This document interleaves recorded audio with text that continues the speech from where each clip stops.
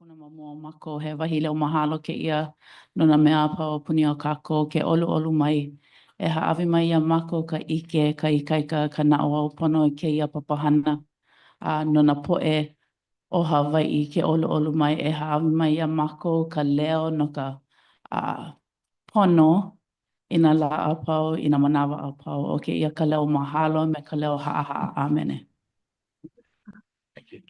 The meeting of the Hawaiian Homes Commission is called to order. The meeting is being held live and in person at the courtyard by Marriott Kahului Airport, Haleakala Room 532, Keolani Place, Maui, Hawaii 96732.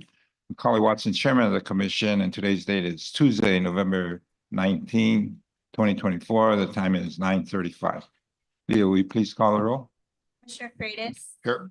Commissioner Kahikinui will be joining us shortly. Commissioner Kalepa. Present. Commissioner Kaneakua. Aye. Commissioner Lasua. Aye. Commissioner Marfil. Eo. Commissioner Nevis is excused. Commissioner Namuo is excused. Chair Watson. Here. 6 members present. We have a quorum. Okay, I believe we don't have any agenda items, huh? Oh, we do. Oh, we do. Okay. We'll start with public testimony on agendized items and then begin with the J agenda. The commission will recess at noon for lunch. Next month's regular meeting is scheduled for December 16th and 17th, 2024 at Haleponui, Kapolei, Oahu 96707, starting at 9:30 a.m. Next month's community meeting is scheduled for Monday, December 16, 2024 at the Kamehameha Schools Learning Center in Maili, West Oahu. We'll start with public testimony on agendized items. Junior Nakoa.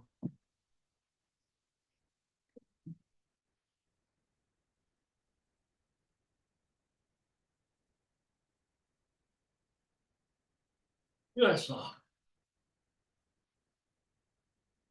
Good morning. Morning, are they commissioners? Morning.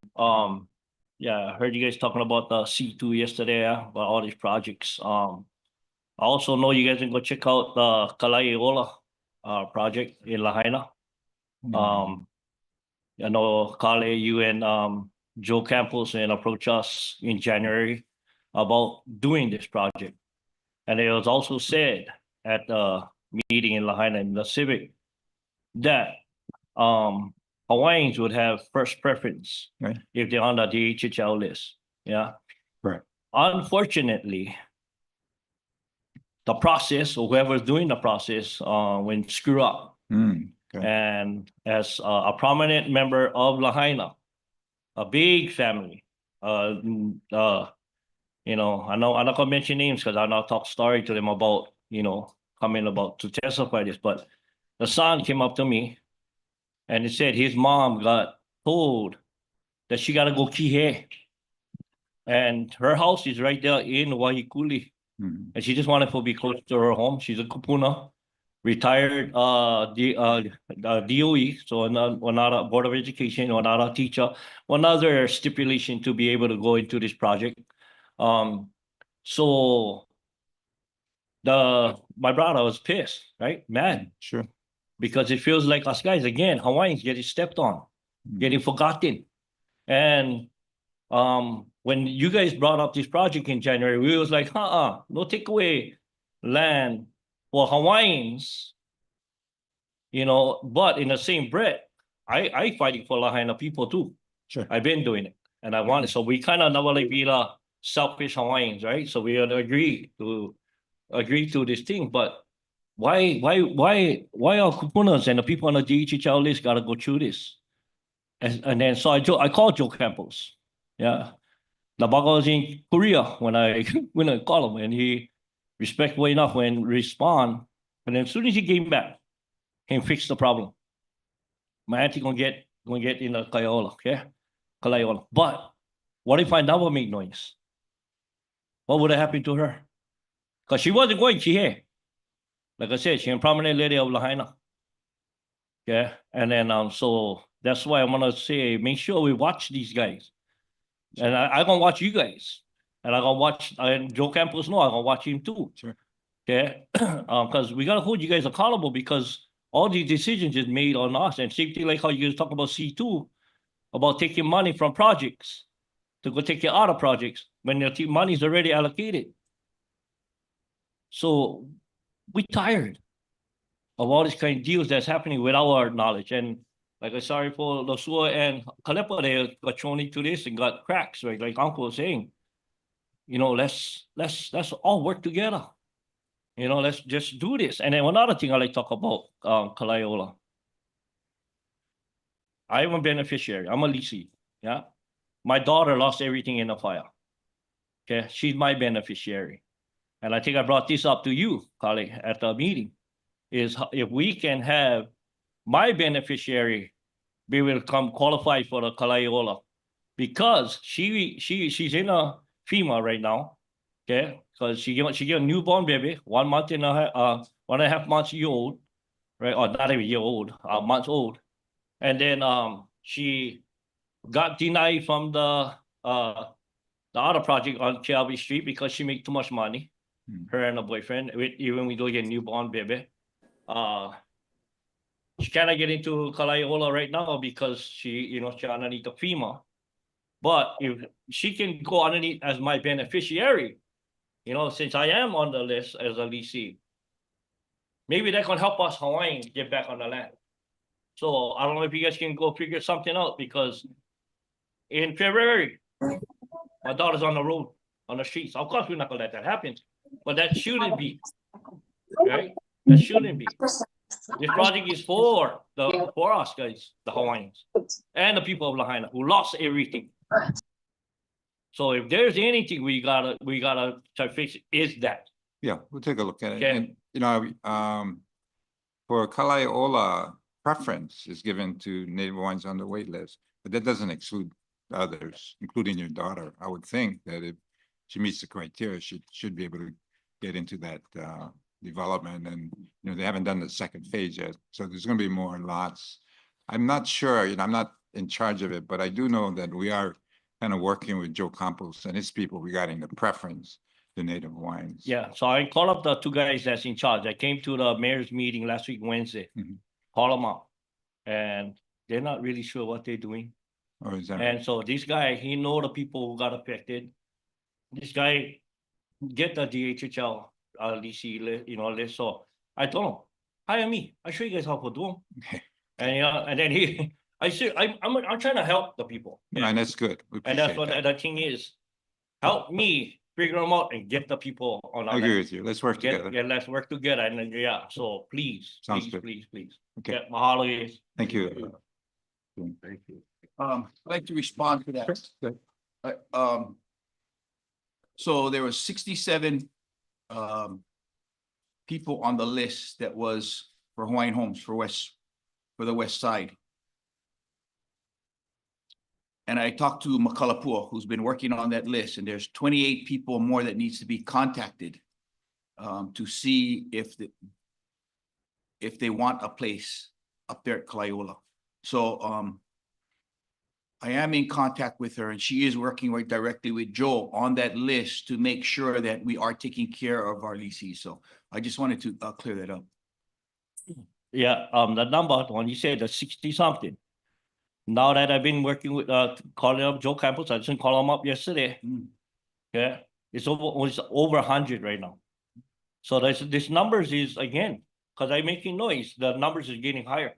So I'm not gonna be content with the numbers you guys keep on giving us. If I can hear from my community that they're getting affected, I'm gonna talk for Lahaina. I'm gonna scream for Lahaina. You know that, Arch. Yeah. Okay. Awesome. Thank you, Junior. Yeah. Thank you. The next testifier, Michelle Tancayo. Oh, Michelle, excuse me. Michelle.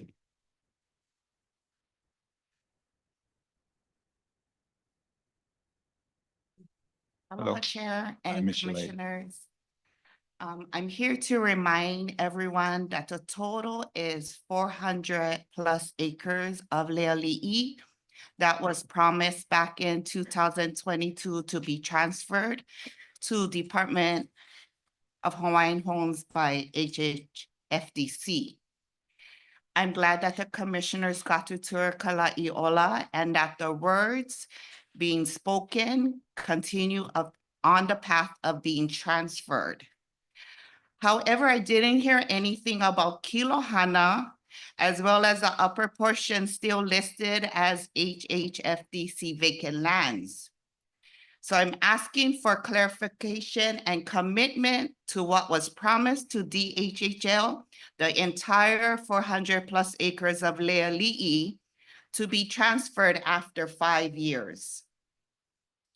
And I ask that if you hear at any time the state of Hawaii HHFDC is thinking about breaking their promise, that you be transparent and inform us here at Leali'i so that we can mobilize and let the state of Hawaii and HHFDC know that these lands are ceded lands. These lands are our ali'i land, and therefore these lands should be for the Hawaiian people. With a wait list of nearly 4,000 on Maui alone and almost 30,000 statewide, with family members passing on that list, there is no doubt Hawaiians have been in a housing crisis, and that should never be overlooked. So please, commissioners, on your watch, make sure the entire 400+ acres of Leali'i transfer happens. Mahalo. Sure. Let me respond to that and appreciate your input. We are going to get the Kalaiola portion after it's used. We may even hopefully get it a little early, at least a portion of it, as hopefully the demand decreases. And then also if we can deal with the individuals that are on our wait lists that are going into that particular project site, that maybe we can, and these are approaches that we're exploring, whether we can get the land transferred to us, because right now it's owned by HHFDC. That's why we didn't really have a say on the use of the lands at this point. There was some discussions, was action by the different boards previously, and consideration was to transfer the acreage you're talking about. However, one of the problems that that particular site presents is the cost of infrastructure development. For our second phase, the 181, it's going to cost us about $376,000 per lot to develop just the infrastructure. That doesn't include the vertical house construction. So it's a very, very expensive site to develop. And that's why when they approach us about, then Commissioner Kalepa was the one that suggested the use in order to help the wider community rather than just the Native Hawaiians for the development of the Kalaiola site. And, we appreciate the community, I'm sure, as well as the beneficiaries that are going to be in that particular site. But the idea is for that entire site, the Kilohana site, to be transferred over to DHHL. And we can work at where those that go into the site are interested in just converting their particular portion that they're on into a homestead. And we might consider that, especially if we can, make it a bigger or whatever, and with the existing houses on there at no cost for the transfer and conversion over to homestead. But that's something we're going to explore. We do have a kind of a layout for the transition once the 5 years is up. But if we can make that earlier, that'd be great. Now, the other site, the Kilohana site, which is being developed by FEMA. In fact, we're going to take a look at it after this. Right now, contrary to what I'd like, as well as I believe the commission, HHFTC is looking at keeping that site. So that might be an opportunity for the community, especially the people on the waiting list, to kind of get behind us and we collectively go after that site.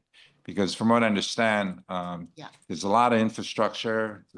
The houses that are going on that site is costing like over $1 million.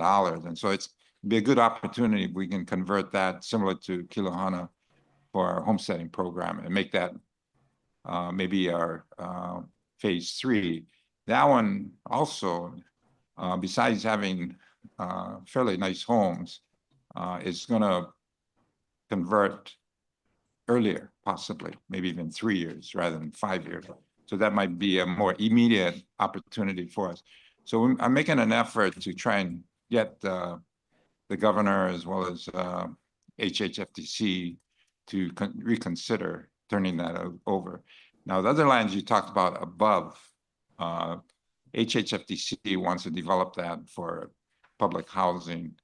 You know, for me personally, just like the Kalaiola site, we were not looking at actually doing that development because of the costs that I mentioned. And so that's why if you look at the new projects we have in Wailuku, throughout the Maui, there are other sites, infrastructure costs are significant lower. And that's why we're moving forward on these other projects, started to replace as well as, more importantly, address the 4,000 on the wait list. So I just wanted to make sure you kind of understood the situation. So, that's what's sad about this is because I know that the commissioners went signed to accept the transfer.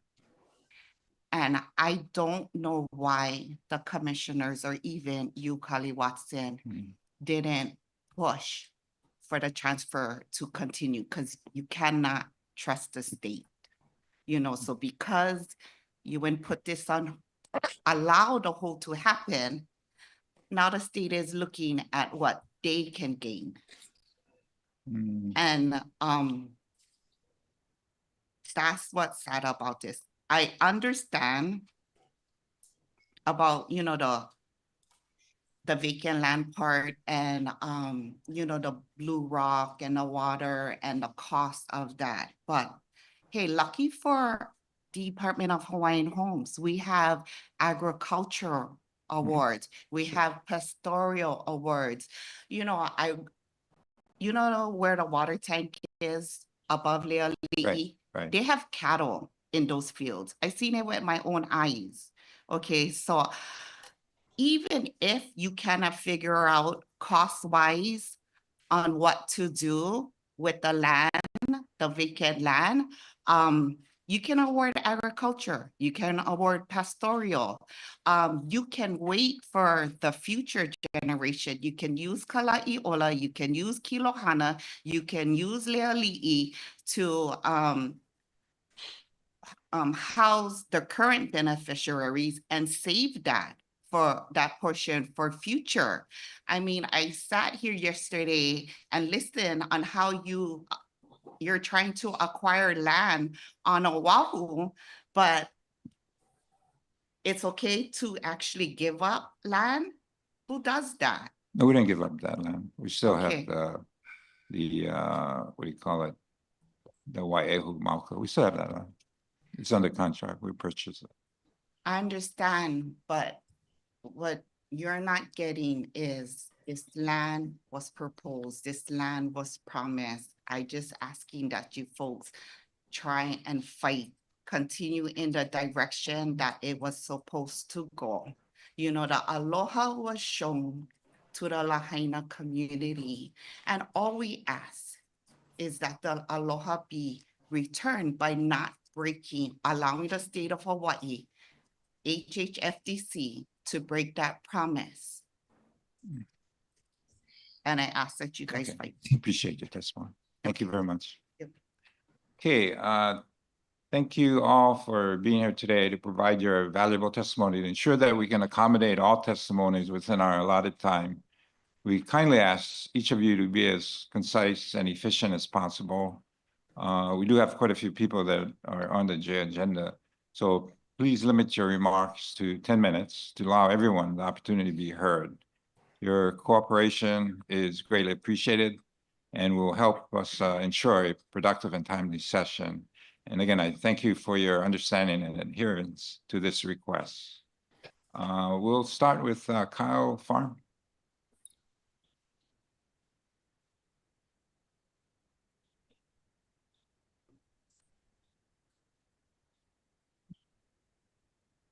Right. Aloha to the chair, to the commission, to the staff, and to na pula pula anama ko kama ko kupuna. I'm Kyle Elama Farm. I'm joined with Warren Aganos. I'm the current president of Ka'ohano Kahikinui. Warren is one of our board members. And I've kind of just prepared a brief overview of what we've been doing in Kahikinui. We've been, we're so far away, we're so isolated that we kind of tend to have that mindset of just being independent. And, if we want to do something, we kind of just take it upon ourselves to manage the moku. Next, please. As you guys know, our moku, our homestead is pretty large at, over 22,000 acres. Not only that we manage our community, but we're responsible for the upper forests, as well as Makai. Currently, we have a 4,500 acre parcel that we've been working on for years to enclose and eradicate ungulates from. For various reasons, it's been a challenge, but it looks like we're about to complete that task. We're a very culturally rich moku, perhaps one of the only moku in the state that's never been altered by modern development. So, as you know, we appreciate and we try to malama all the cultural sites there. We appreciate the recent awards last year of about 24 new leases out there. So we have about 99 leases currently. Talking to me? And then we have approximately 36 off-grid structures, full and part-time residents. Many of us use photovoltaic systems, all off-grid, and water catchment systems. But for the lower elevations, the annual rainfall is not adequate, which leads me into some of the projects we're working on. Okay, so we had a Federal Board of Reclamation drought relief grant that was awarded in 2022. We're able to construct these two 30,000 gallon tanks. This is a photo of our main gate.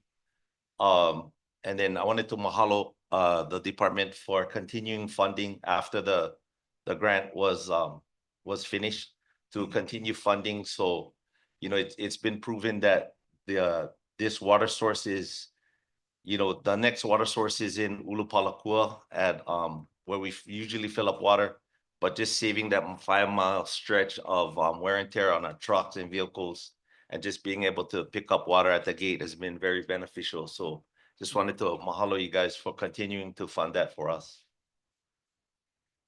So that's all our short-term solution stuff. And then we're gonna talk about, a long-term solution for addressing water needs in our community.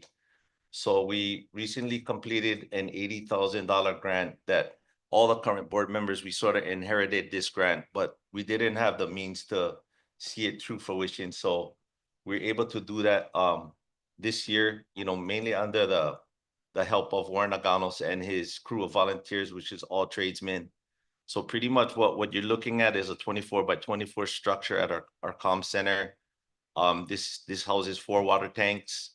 The $80,000 was 100% all material. All the labor costs was all donated. So this plan is to house water that we were planning to collect up Mauka in our upcoming fog jet project. And this is going to be one of the storage locations so residents, we can fill community even easier, which is right in the middle of our community. And, we don't have to make the trek down to the gate. I mean, it's all a 4-wheel drive road. So, carrying all that weight on our trucks, like there's a lot of wear and tear. So this is part of our long-term solution. We also completed a $25,000 grant, a county grant. Sorry, I don't have a good picture, but it's that Matson container on the right where we're housing some of our sensitive material and some of the construction material for our actual fog drip system. We recently received a $25,000 county grant, which we're planning to enclose the comm center. This was built by Sandwich Owl Communications as a kokua for us for a comm center for our community. So we're gonna pour this slab soon and start enclosing it. This is a little schematic of the fog drip system that we're gonna plan to install, you know, at about a 4,000-foot level or so. So we've done studies, you know, we've shown that on an optimal day, we can collect 2,000 gallons a day by this system. So the plan is to capture the fog and pipe it down to the storage tanks, you know, I showed you, with various storage tanks along the way. We're participating in an ETIPP federal grant. We received 50,000 for that. So it gives us the flexibility because we're pursuing so much grant money. Our CPA and accounting requirements are increasing, which the cost is increasing. So this money is helping, you know, supplement that. One of our board members kind of famous. Sorry, I gotta mention your name, Kelly, but Kelly Rachel has been just really instrumental in helping propel our moku forward. He recently completed his halau, you know, up in Pi'iholo. So he gained all of that grant experience, and we're benefiting from it now. So he really like came in and just started applying for all these grants. In addition to that, they received a grant, his halau, and he's giving it to us $45,000 over 3 years to provide educational opportunities for keiki.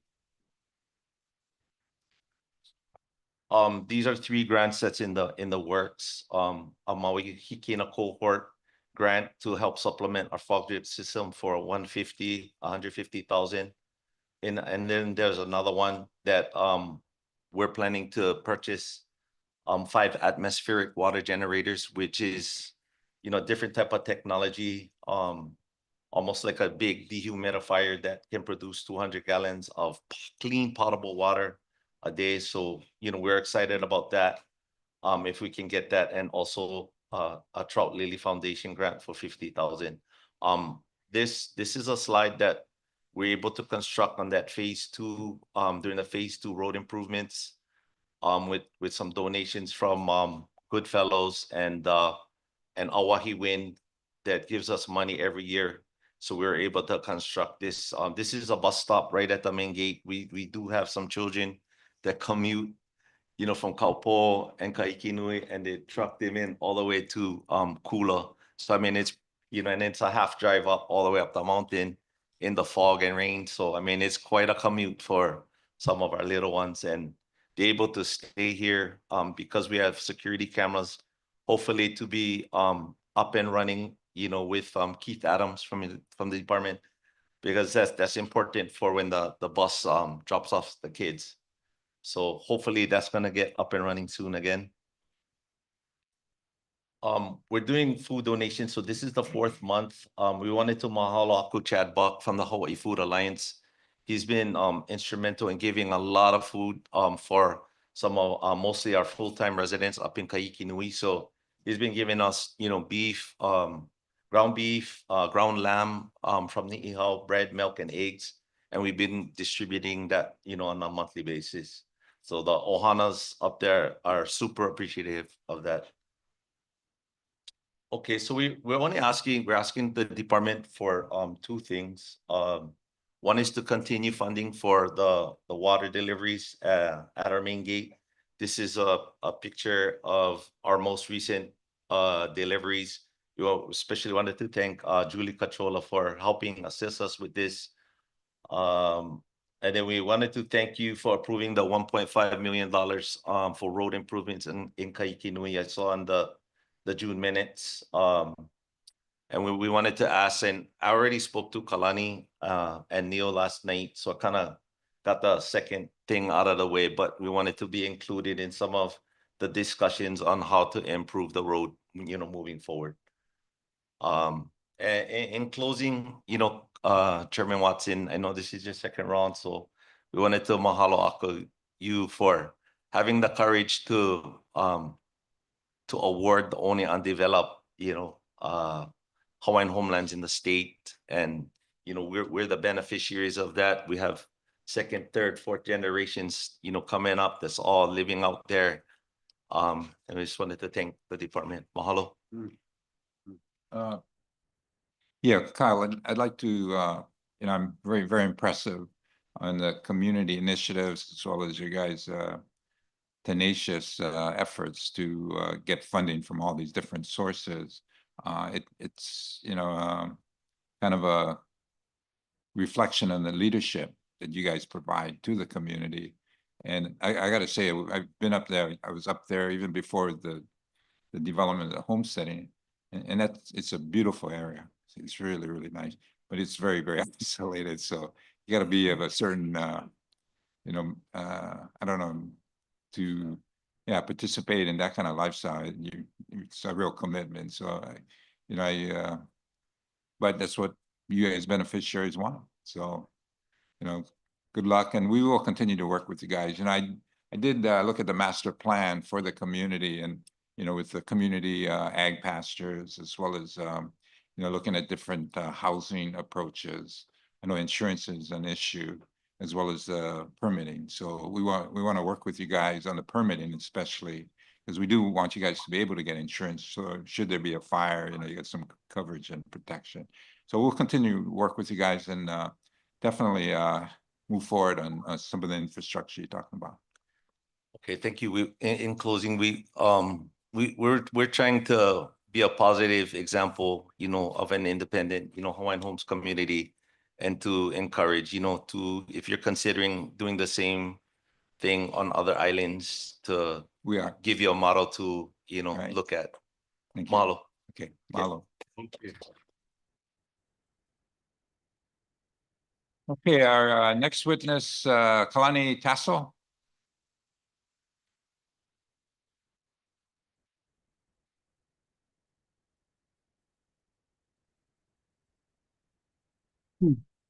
Hello, Jeff, Holly Watson and commissioners, and staff.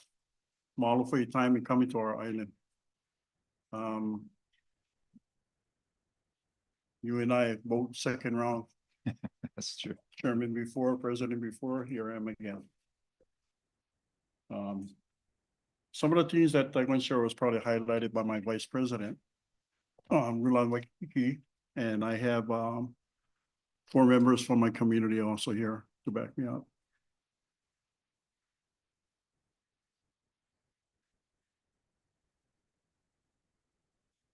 I'd like to share, sometimes I need to read things to rededicate myself and to remind myself my kuleana.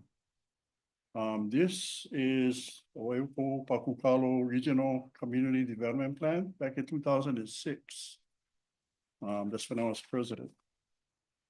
There's one, I read this thing front to back this morning as I was riding my exercise bike. This is the mission statement for Hawaiian Homes. The Department of Hawaiian Homelands mission is to manage effectively the Hawaiian Homelands Trust and to develop and deliver lands to Native Hawaiian. DHHL works in partnership with other governments, agencies, private sectors, entrepreneurs, nonprofit organizations to carry out this mission. This work includes a collaborative vision, long-range planning, resources allocations, and project-specific joint ventures. DHHL believes that this partnership benefits not only its Native Hawaiian beneficiaries, but the community as well. So that's kind of our kuleana, both you and I. I'm gonna share some past of my 2006 when I was president. I first got awarded my house on April 22nd, 1994. I was awarded my home. Chair at the time was Wailuku Drake. My ohana, and also Governor Ben Cayetano. That's when I received my home. My past accomplishments as president for 2006, did the playground, approximately raised about 120,000. Got a whole bunch of signatures from dignitaries and politicians and all walks of life. And we accomplished that goal. It was just a vision that I had, and that's how I got involved. Because everything to me is take care of children, because they are tomorrow. Without taking care of them today, we will not have a tomorrow. And the kupuna, embrace their knowledge, yeah, before they go home. Yeah, they're gonna take the knowledge with them. So we need to embrace them and malama them. I was awarded $90,000 for the storage lane from back then, Ben Cayetano and also Ross Baker. That was for the storage lane.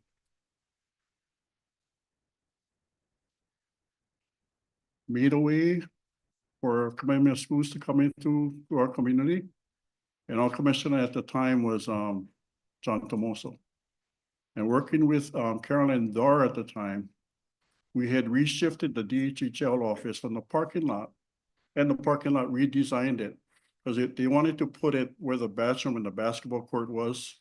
So rather than taking away from the park, we put it up where it is currently today. We have a lot of kids in our community that partake in the park, yeah. So we acquired a grant from OED, Office of Economic Development for Maui County, of $50,000 to complete the fencing that is around the perimeter of the park for $50,000. Should be starting up probably within the next month. That fence is probably as old as I've been living there 30 years now. We drafted a community vision back in 2006 when this came out. I gathered my community and we drafted up a vision of all the things that we were concerned about, all the needs of the community. And we also had a rough draft on the Armory site, which is also inside this, this project over here.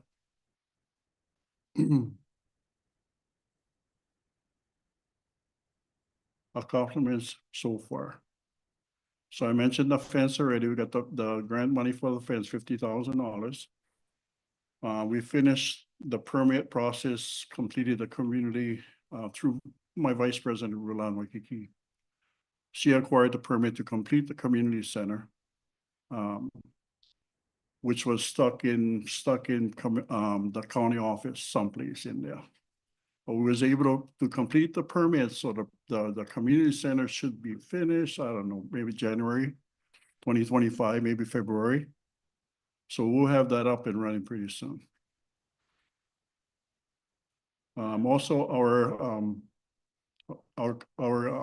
our community had joined the wildfire, HWMO, the Hawaii Wildfire Management Organization, under when we was in Honolulu for the seminar.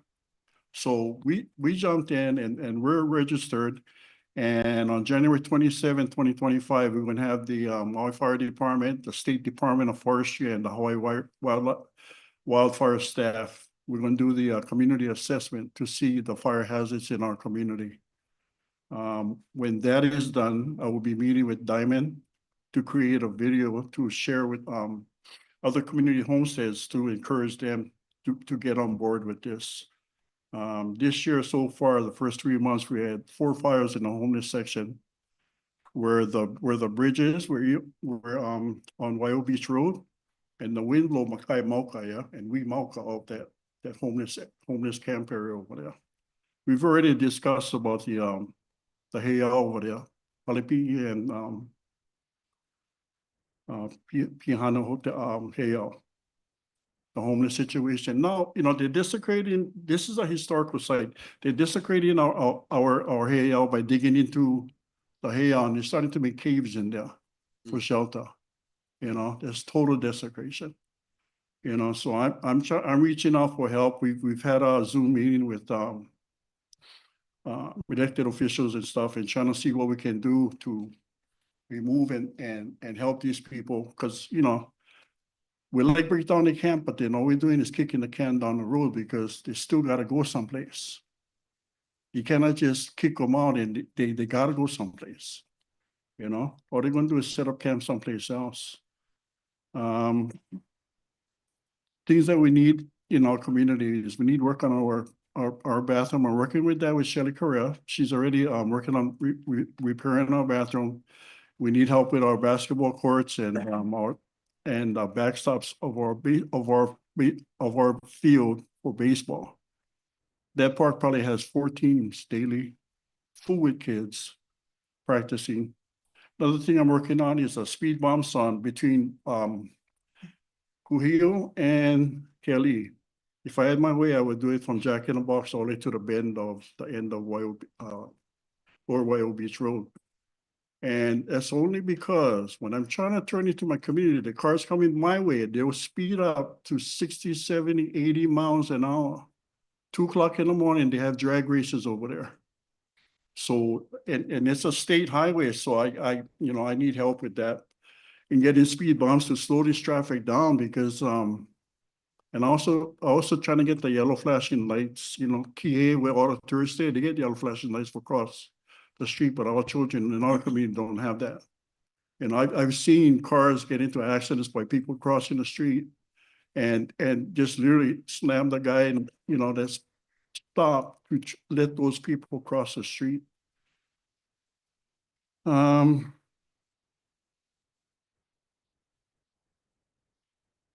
touched the hay, you know, we gotta do something about that. That's a historical site.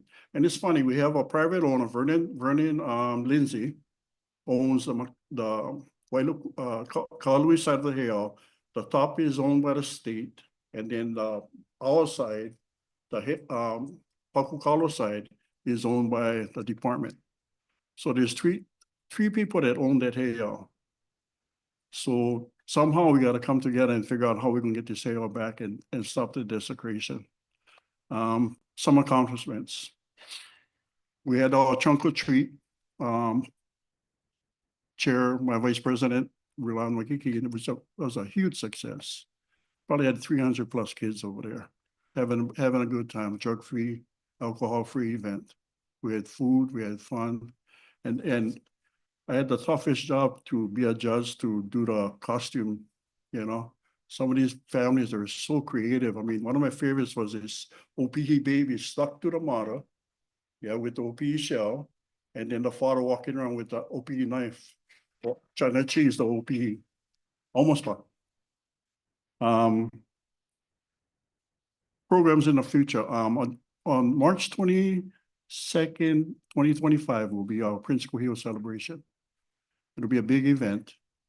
It also will be an alcohol drug-free event. It'll be free to the public, 8:30 to 5. So put that down in the calendar. You don't want to miss that.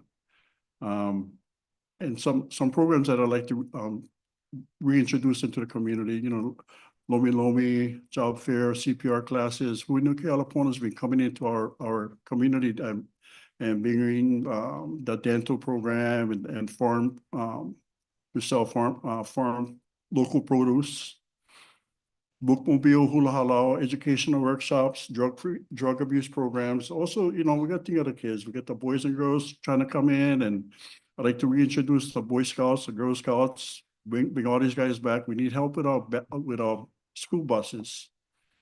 And one thing, you know, with all this building that we're doing, yeah, one thing we cannot forget is our children.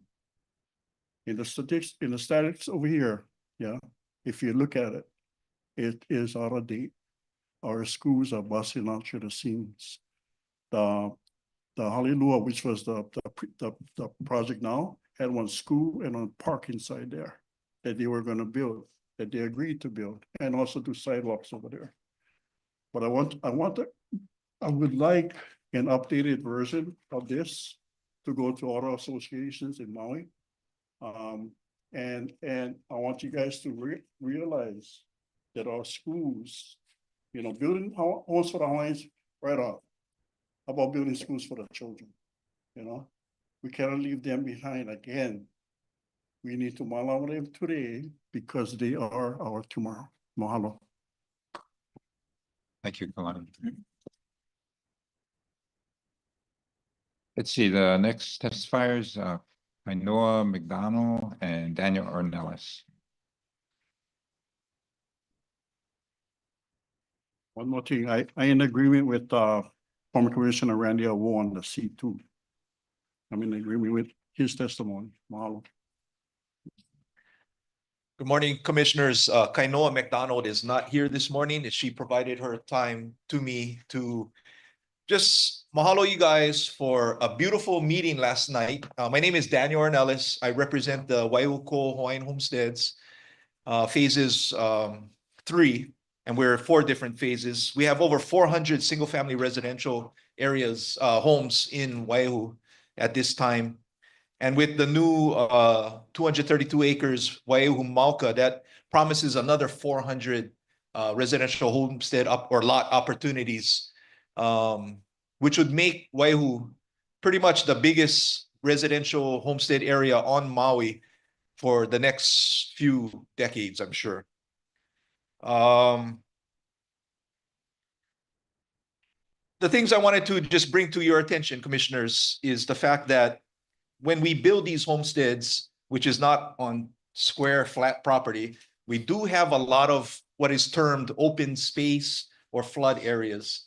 And in Wailuku, we have about 30 acres spread all along our homestead, abutting existing residential areas, which require a lot of maintenance, ongoing maintenance, fire protection, by reducing overgrown vegetation, all that kind of stuff that just comes along with managing vacant lands.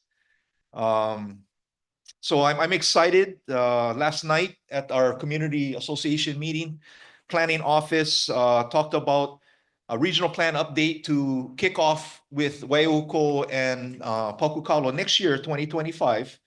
And I find that to be an important and needed process because the priorities that come out of the regional areas are what the grant opportunities that Hawaiian Homes provides to homestead communities. It's based on what comes out of the regional plan. So we've pretty much done everything that's in the regional plan already. So it is timely that we're updating the regional plan so that we can identify things like what was presented last night, Firewise Community, working with that organization to develop fire protection plan for our homesteads at Waihu, and then go after some of these support funding to make it happen.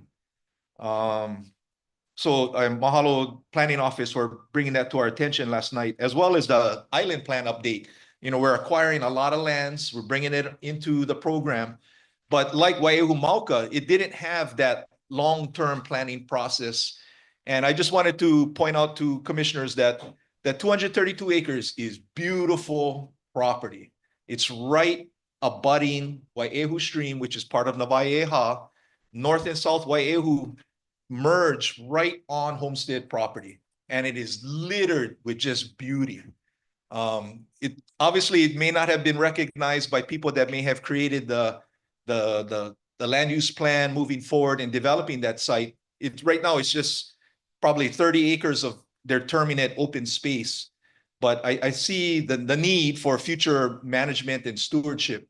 And what excites me is that in that island plan update that Julie Cachola offered, there are new classifications that are going to be allowed for DHHL Kuleana, stewardship, and community agricultural type land use opportunities. And I find that to be very promising and hopeful for areas like those areas along the stream. You know, it's too steep, it's in a flood area, you can't develop homesteads, but it would provide so much resource and opportunity for Native Hawaiians to connect with the land and just grow as a people.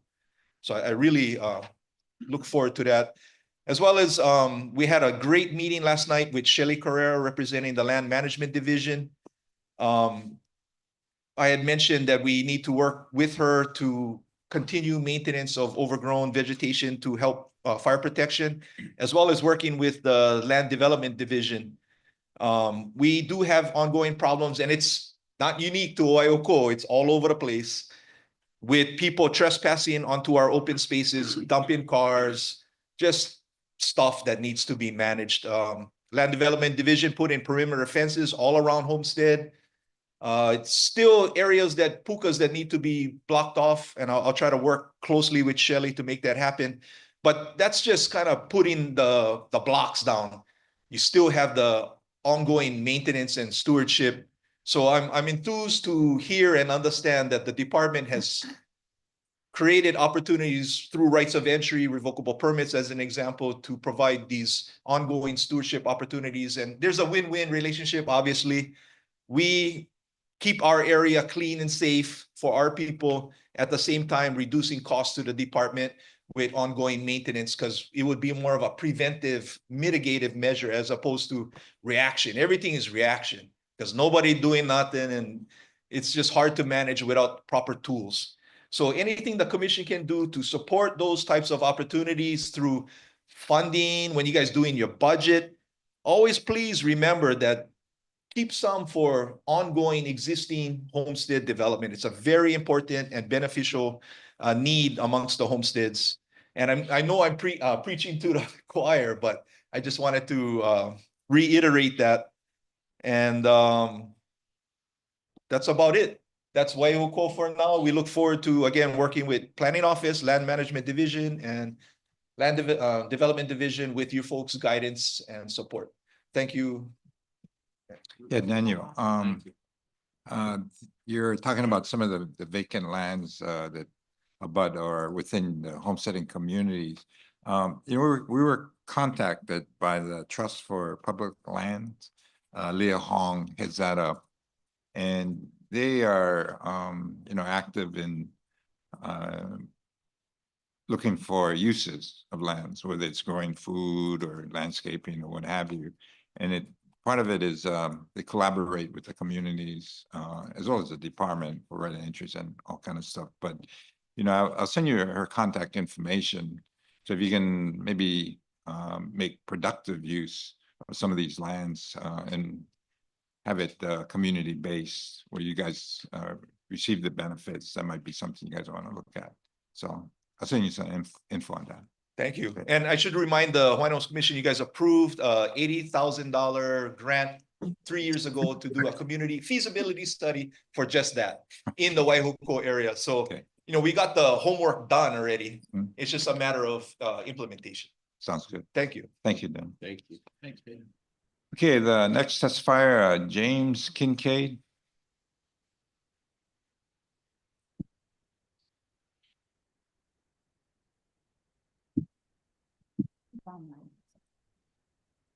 Waiting for him to start.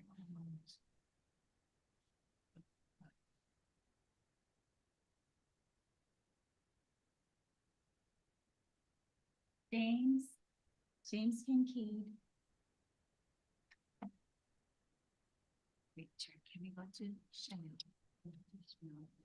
Okay, we'll come back to James. Chanel Josiah. Oh, Sorry. Okay, James, you're on. Hello, can you hear me? Yes, Oh. yes, we can. Can't see you though. Sorry, coming from you to you from Washington DC. So I don't know how I can get you to see me.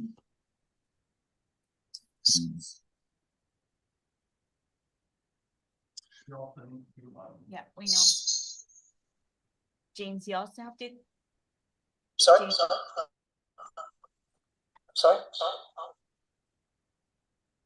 James. No. James, you also have to turn off your live. say again. Turn off your live stream. You're Okay. watching us on live stream, so you have to mute that, and then you can start your test. Okay. There you go.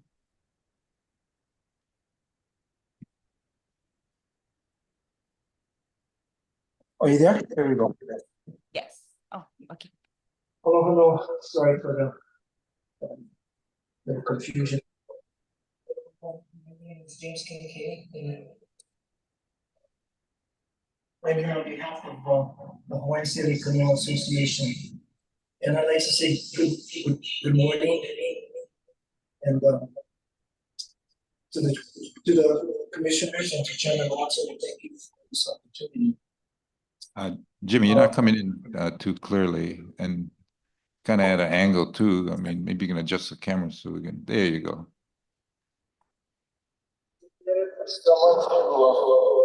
Am I getting feedback?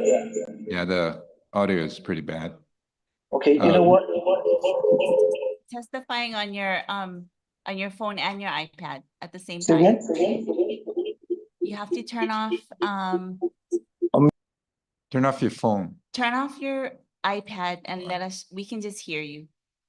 Because you can't have both of them on at the same, or you have to mute one of them. So mute the iPad. Yeah, mute the iPad.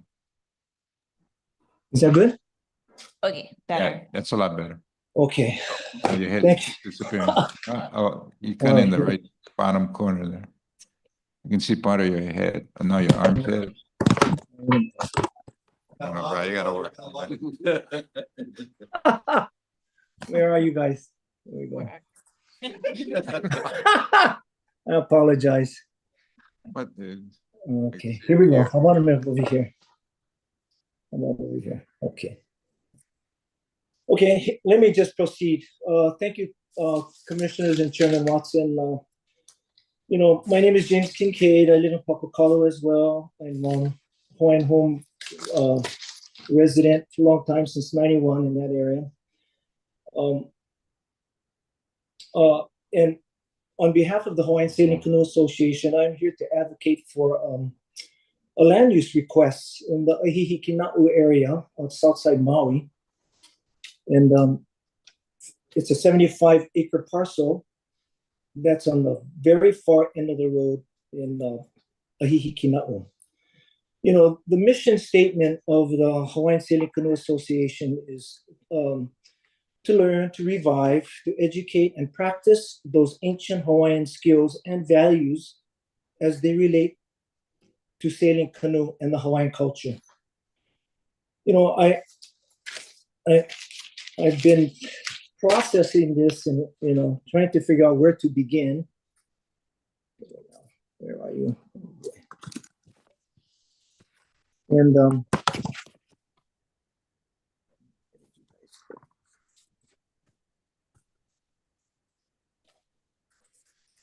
are you there? We're here. Okay, how come you guys are seeing that? Okay, you know what? It's this.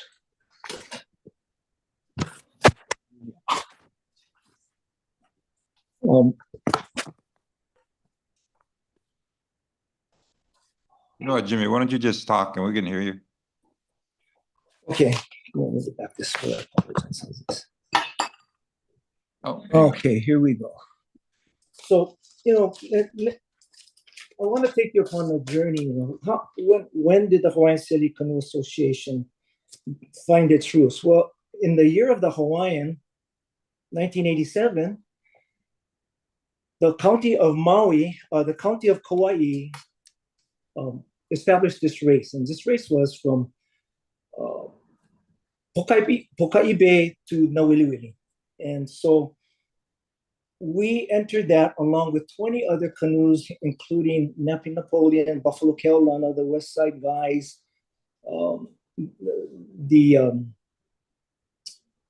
Van Giesen family, and 20 canoes lined up on that early morning of August 1987, and we sailed that 100-mile journey to Nawiliwili. And that really was the beginning of the Hawaiian Sailing Canoe Association. So after that, our lahui consists of, from 8 to 10 sailing vessels that sail the Hawaiian Islands from Keokea, Big Island, down the island chain to Maui, to Molokai, on to Oahu, and then Oahu to Kauai, all the way down the island chain. So our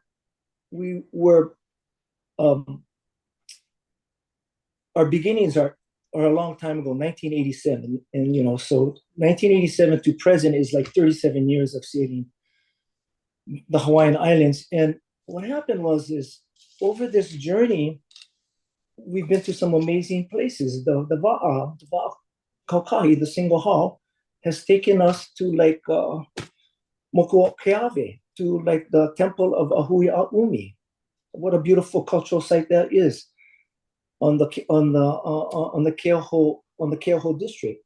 It has taken us to Pu'ukohala at the Kamehameha's little Kini He'eao, to Mahukona and the navigator's chair up at Mahukona, where it faces west down the island chain.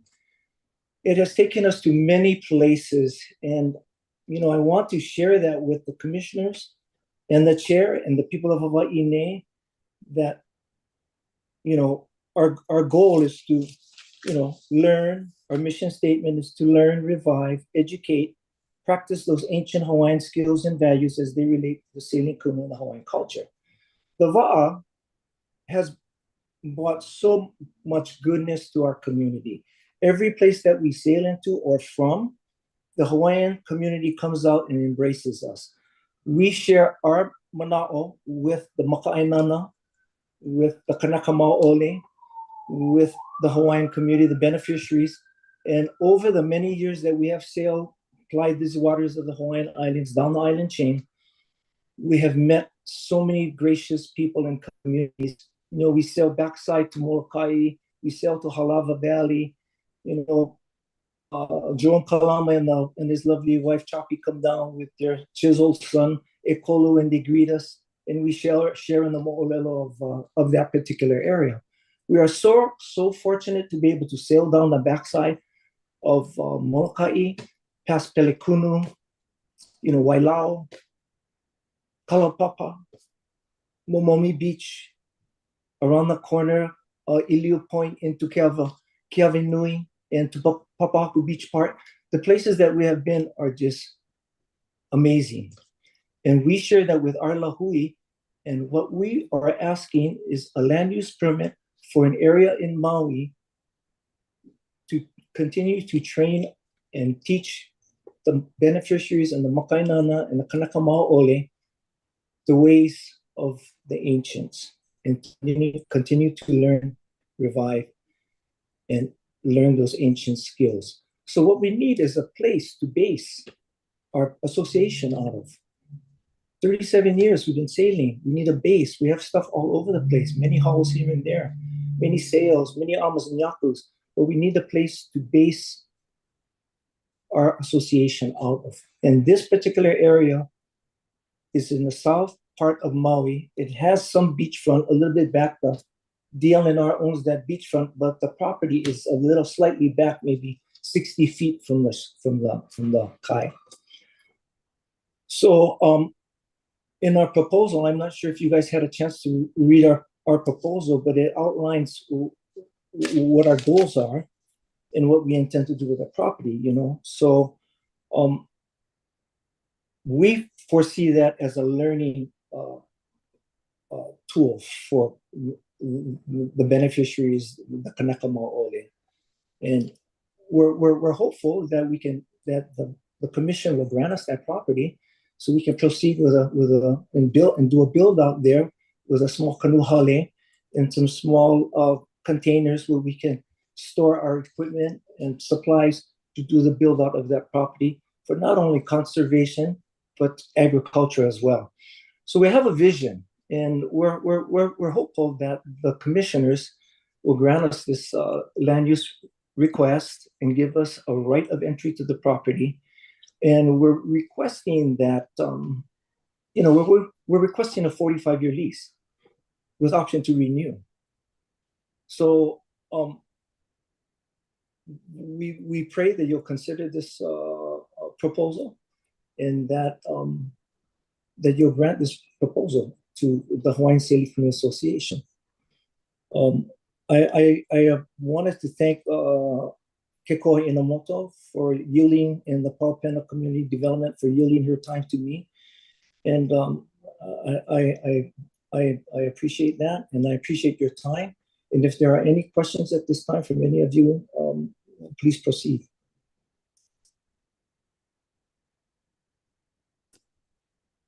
Yeah, Jimmy, on your proposal, I'm looking at your email. Yep. As well as the, I guess, application form. Yeah.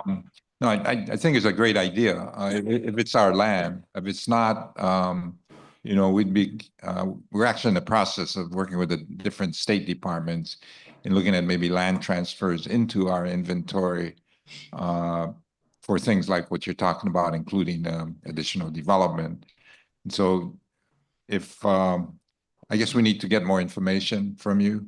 Sure. And then we definitely work with you to try and move that one along. That'd Seems be like a great. great project. That sounds wonderful. Thank you so much. Any other Okay, questions at this time?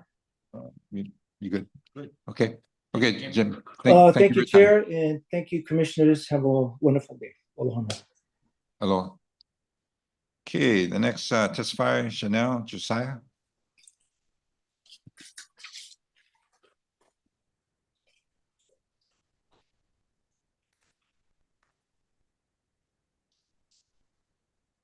Aloha Chair, aloha Commissioners. For the record, my name is Chanel Josiah. I'm the Community Development Director with Hawaii Community Lending. I'm joined today by Kawaihae. She is the Program Manager for Maui. I'm gonna allow her to lead first and I'm gonna yield my time. Good morning, everyone. Again, Kawaihae with Hawaiian Community Assets. Wanted to come here today to share a little bit about our organization, HCA as we're known. We are a nonprofit housing counseling agency located throughout the state. And our roots have started here in Maui. We were created in 2000 by Auntie Blossom Fatera and Auntie Kehau Lanifili Moyatu, who are longtime housing advocates I'm sure you're familiar with. And they saw a need back in 2000 for one, financial education, as well as housing education, right? To be able to prepare for, prepare beneficiaries specifically for, to become homeowners. And so we've continued that legacy that they've building upon them. And our mission is simple. We're here to build the capacity of low and moderate income communities to gain self-sufficiency.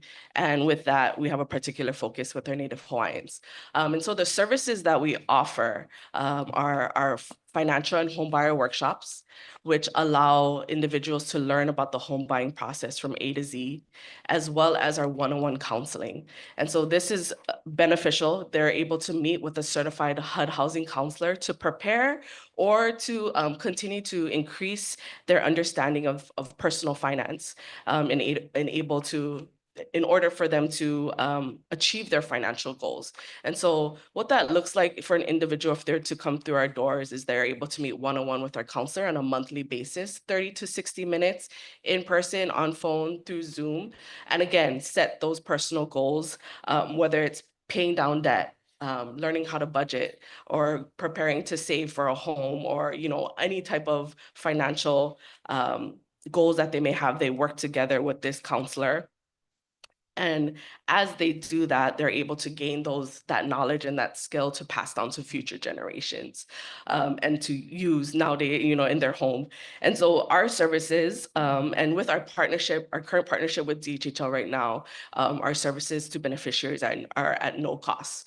So just wanted to come here today to really mahalo you for your support and your ability to see the benefit of our services, and wanted to continue to ask for your encouragement to, one, encourage beneficiaries that this is important and it's never too early to start working to become financially stable, whether you are a leasing now or later, whatever it may be, but ask that you continue to do that within your realm of influence.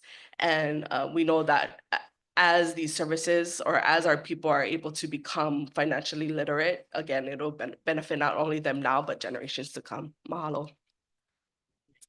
Thank you. Building off of HCA, I just want to attest to being actually a product of HCA. When I first found HCA, I just came out of a domestic violence relationship and was a new divorcee. I didn't have any direction, wasn't sure where to go, did not have any family support. I'm also a high school dropout. So there wasn't a lot of folks that believed in me, but the person that I worked with at HCA did. Through their program, their support, the people that were there, they really did instill a lot of time in me. And I'm really proud to say that I became a beneficiary in 2021, though I had met HCA many, many years prior to that. And it was a really long road, but the program and the services does work. It's not trivial by any means, even though if, you know, these are people with real life experience who have helped folks come from the bottom. These are not top down, this is bottom up. Building on HCA's legacy, HCL was formed in 2002 as a brokerage. We're actually revamping our brokerage and it will commence in January 2025. As Community Development Director, I oversee the Ho'okele Home Program and the Lahaina Homeowner Recovery Program. Most of my job is really collecting data from beneficiaries. It's listening to their stories, where they've been, the struggles that they have, what are they wanting to accomplish, and what support system do they have in place to help them accomplish those goals. And HCA definitely comes in with that. Better understanding their circumstances. The unstructured data that we collect is used to inform our decision-making when we're developing loan products or other programs that help aid them in their goals, whether that is financial or just housing goals or just family goals. In pursuit of that, we need to first tackle a lot of issues and challenges that really stem from poverty, you know, more broader social issues such as unemployment, lack of access to capital, lack of education, or what have you. All of these things directly impact Native Hawaiian families, and this is where it all begins, right? So HCA really supports with that. We build on it because we're looking at things from a system point of view when it comes to the buying process on Hawaiian homelands, which is where everybody really gives up. I hear it every single day, every week, that they don't know, they're frustrated, they want to just give up, they want to give back their lease, they don't want to build, and all of these things, and it does not need to be that burdensome. HCL is here to provide that support through technical assistance. Some of our work to date is, I know last time I shared, we had 36 individuals in our construction loan pipeline. We actually have 38 now, so we grew by 2. 2 of them are SDUs, although these are on older homesteads. We're running into the issue of having to have the main home completely up to code. So that means all these single wall homes and such, they need to be brought to code before they're even insurable. We have 3 folks who are interested in major renovations, and really that is aimed towards bringing families home. And we have 9 demo rebuilds in our pipeline, 9 of which all need assistance with demolition costs. The demolition funding. So in order for us to adjust the need for safe and adequate housing, we are requesting the department to allocate $500,000 to us to help up to 25 households completely demolition their home, and then we can find them financing to reconstruct their home. For mortgage assistance, we're requesting that the commission or the department allocate mortgage assistance funds to HCL to support homestead beneficiaries. Many beneficiaries that we hear from day to day have experienced partial or total income loss in their households. Without this financial assistance, we could be looking at dozens of mortgages being returned to the department and up for potential lease cancellations if we can't pay past due or foregoing payments to get folks home. Particularly in Leali'i. There are a bunch of families that are still not living in their home because of various toxicity levels. We did do 52 industrial hygienist testing on the Leali'i homes. I'm really happy to say that 1 family has taken part of our Kanaka anti-displacement loan program. It's a loan program that's set up to front them the cost to remediate their home as needed so that it's back to livable condition. And at a later time when the insurance monies do come through, they can pay off that loan with the insurance proceeds. And if the insurance companies fail to pay or refuse to pay, we'll help the beneficiaries resolve that loan or dissolve it for that matter. Another thing that I'm hearing is particularly in my community in Anahola is that folks are giving back their leases. Whether I'm not sure why it is, and I would like to know why they're giving back their leases. Is it because of the lack of financial capacity? Did they not know where to go? Were they overwhelmed with the process? I feel like these are ways that HCA and HCL can support getting them on in homes and getting them something built that is affordable and within their budget. I don't know if this is a one question, but I was told that there was approximately 11 leases or between 11 and 17 leases that were returned to the department. And if we can help aid and kind of get them through the process, I would greatly appreciate that. I'm open to any questions if you folks have any about our program. Yeah, Chair, just a comment. I'm familiar with the CDFI certified organization since Molokai Community Federal Credit was one of the first one in the state. And so based on that, it's very important that our families know how important it is to get financial literacy training, which we try to instill on Molokai. And it's very helpful that when you get into like the Department of Hawaiian Homelands building houses for these people, that some of them may not qualify in the banking industry, but yet they're able to do what you guys are doing through that because the interest is lower and the monthly payments are lower. So I congratulate you guys for doing that. And it's nice to see that I see it here, you know, being available for our people. Thank you. Mahalo.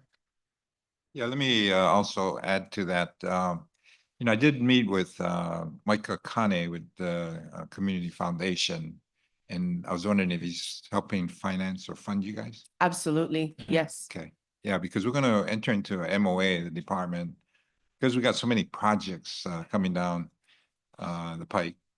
We need to, not only when we make the paper lease awards, prepare individuals to not only identify the appropriate loan product, but also educate them to alternatives. You know, when you question, well, why are people giving up their leases? We'd like to know that too. And I think probably a major thing is they just don't know what to do. You know, building a house, what kind of house, getting a contractor, how to finance it. It's overwhelming. And most people don't ever go through that process. So part of the process, which is identifying a loan product that they can qualify for, is really, really critical. So what you guys do is very, very important. But I also am concerned about your capacity, in the sense that we are looking at doing over 1,000 new homesteads just here on this island. We're like 7,000, 8,000 statewide. And so besides yourself, we're looking at others. But I do want to work and make sure that, and it's really a money thing too, to increase your staff and get more people on board. And I've met with some of the other CDFIs and advisors and counselors regarding preparing people for you know, home ownership. But I also want to also educate you folks as to the other alternatives to just the loan product and being a homeowner. There's also, you know, if you have a kupuna that's not really looking for that, but we are going to start getting active in kupuna housing. We're also going to get active in transitional housing. And so for those that aren't prepared and, you know, but they still need a place to live. We do have a project on Oahu, the Uluke that is a transitional housing project. We're going to do more of those, but it's tied also in with, you know, a multi-service center, which includes Hawaii Community Lending, CNHA, Catholic Charities, and others.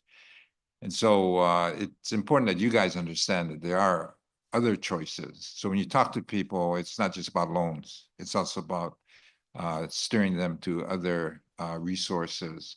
So I think that's part of what we're going to have to do as a department, meet with you guys, train and educate you folks as to alternatives to loan products. So, but I do appreciate what you guys are doing. There is going to be a lot more work, and so get prepared. I don't know if you guys use Salesforce, but that's going to be an act. We will, both of us. Great, Yeah. great, because that's going to be very crucial. We're even having the developers start to like Everett Dowling, he's on it. American Savings Bank, they're on it. We're on it. I'm glad. Are you folks on it, or you're?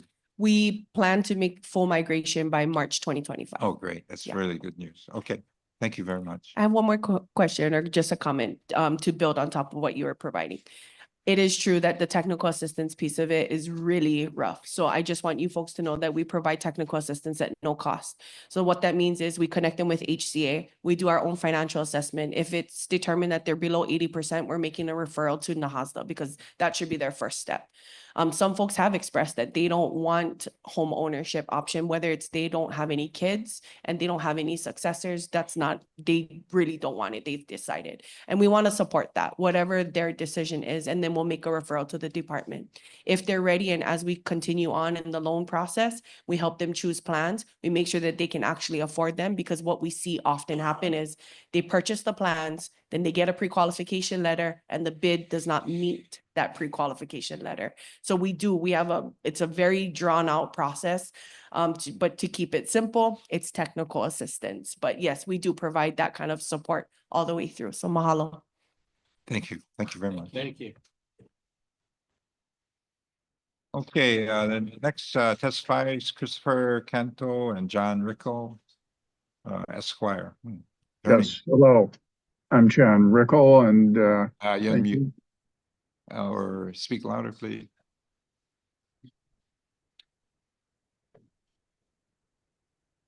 Okay, you may. Should I proceed?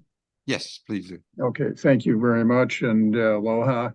As mentioned in our October appearance, and we have two items. The first is that we have prepared a ballot proposal for the Kahikinui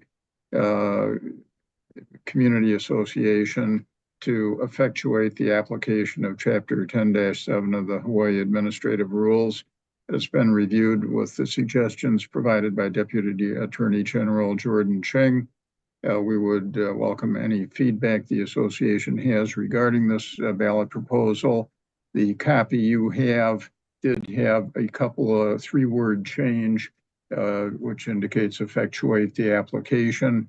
So we have made that further change. With that, we would ask for your thoughts.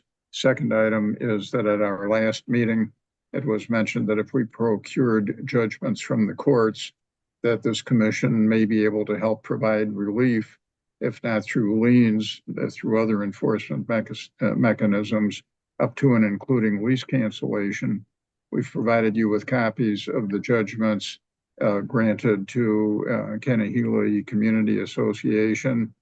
Would the commission provide Kahikinui Community Association with relief in enforcing those judgments by loan cancellation before the potential adoption of our ballot proposal? So those are the two items for us today.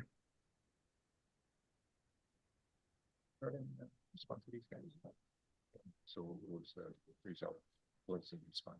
Do you know? And you have copies of the 5 judgments that are at issue. Yeah, my recollection was that there was a existing case or decision in which the association rules and bylaws, unless they were, I guess, approved and done in a certain way, they didn't have any force and effect. Also, with respect to these judgments that you folks have and wanting us to take action such as cancellation of leases, we do have a contested case process rather than just taking your judgment and move to cancel a lease. I don't know if, and I got to defer to our Attorney General's office as to the power of the commission unilaterally taking a judgment that you've attained and using that to cancel a lease. I suspect that we can't legally do that. I think we have to go through our own process. I don't know, maybe, good. Jordan, you're on. Can you kind of give us some guidance on the requests being made? What the response should be? I'm sorry, I just jumped on. What was the question that was posed? Yeah, John, can you repeat your requests, please? Yes, there were two items, Mr. Ching. First, we appreciated your comments, have incorporated your language. And so we're just asking for any feedback from the commission in regarding our ballot proposal, which we're proposing to put to a vote at the association. And the second item, which is relevant to the question to you right now, is given the 5 judgments that we have provided to the commission, we wonder if they would provide support to us up to and including lease cancellation if payments are not made to pay off those judgments. Okay, well, I think I'd only, perhaps we can discuss these questions offline, but I don't believe that the commission can act on any, judgments before, your association adopts, the rules, because until then, our administrative rules and our enforcement rules wouldn't apply. So I think that's all that I would say to those at this point, but perhaps we can jump on a phone call to discuss. Thank you very much. We will do that. And so then if the commission does have any further comment on our ballot proposal, we would appreciate it. It is our intent to go forward now at a meeting of the association members to adopt the new proposal. Okay. Anything else? Any questions from the commissioners? Not. Thank you. Thank you very much. Thank you. Okay, the next testifier, Sherilyn Winnie Kapu. Oh, online. Aloha, my name is Luana Kakilani. I do have my mom, Sherilyn, here with me within earshot. Also, my husband, Sunny Kakilani. We're all present today. I'm following up on the testimony that I provided a couple of months ago in regards to the fact that we don't have water where we have our cattle ranches at Honokaia. I know during that meeting, it was determined that someone would get back to me, but we have waited approximately 2 months and haven't heard anything back. So my question today really is to understand about this process of sharing in the commissioners' meetings.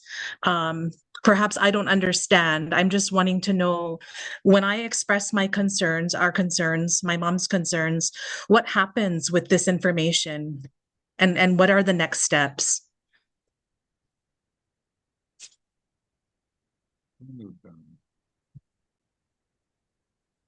Yeah, Juan, were you involved in this one, or Kahana? Sure.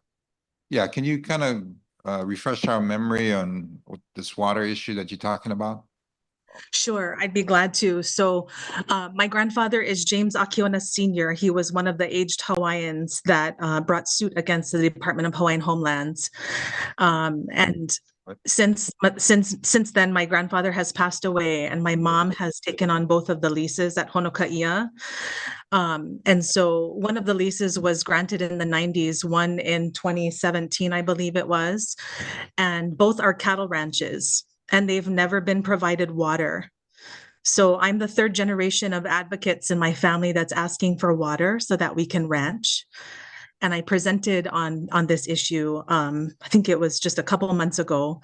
And I haven't heard anything. And this has been I think it might be helpful if I share that this has been a round robin of going in circles. I discussed this issue with our representative here in West Hawaii, Jim DuPont. I do explain that we have both NRCS and the Farm Service Agency that are willing to help us, but our district representative won't sign off on those documents. Specifically, my mom is a co-lessee with her brother who has passed away. And the West Hawaii representative said that he wants to wait until said time that someone comes forward to claim my now deceased uncle's interest in order to sign these third-party grazing, not third-party, it's the landowner concurrence forms from NRCS and Farm Service Agency. So my question now is, what is the process for that? Who has that type of power to make a decision on forms that need to be signed off on? All we're wanting is water. And NRCS has already designed a water system. FSA is offering drought assistance, but we cannot get it because our West Hawaii representative at Hawaiian Homes will not sign the forms. So my first question was to highlight that no one got back to me and that I don't understand this process, of sharing my concern, my mom's concern. I don't know what the next steps are.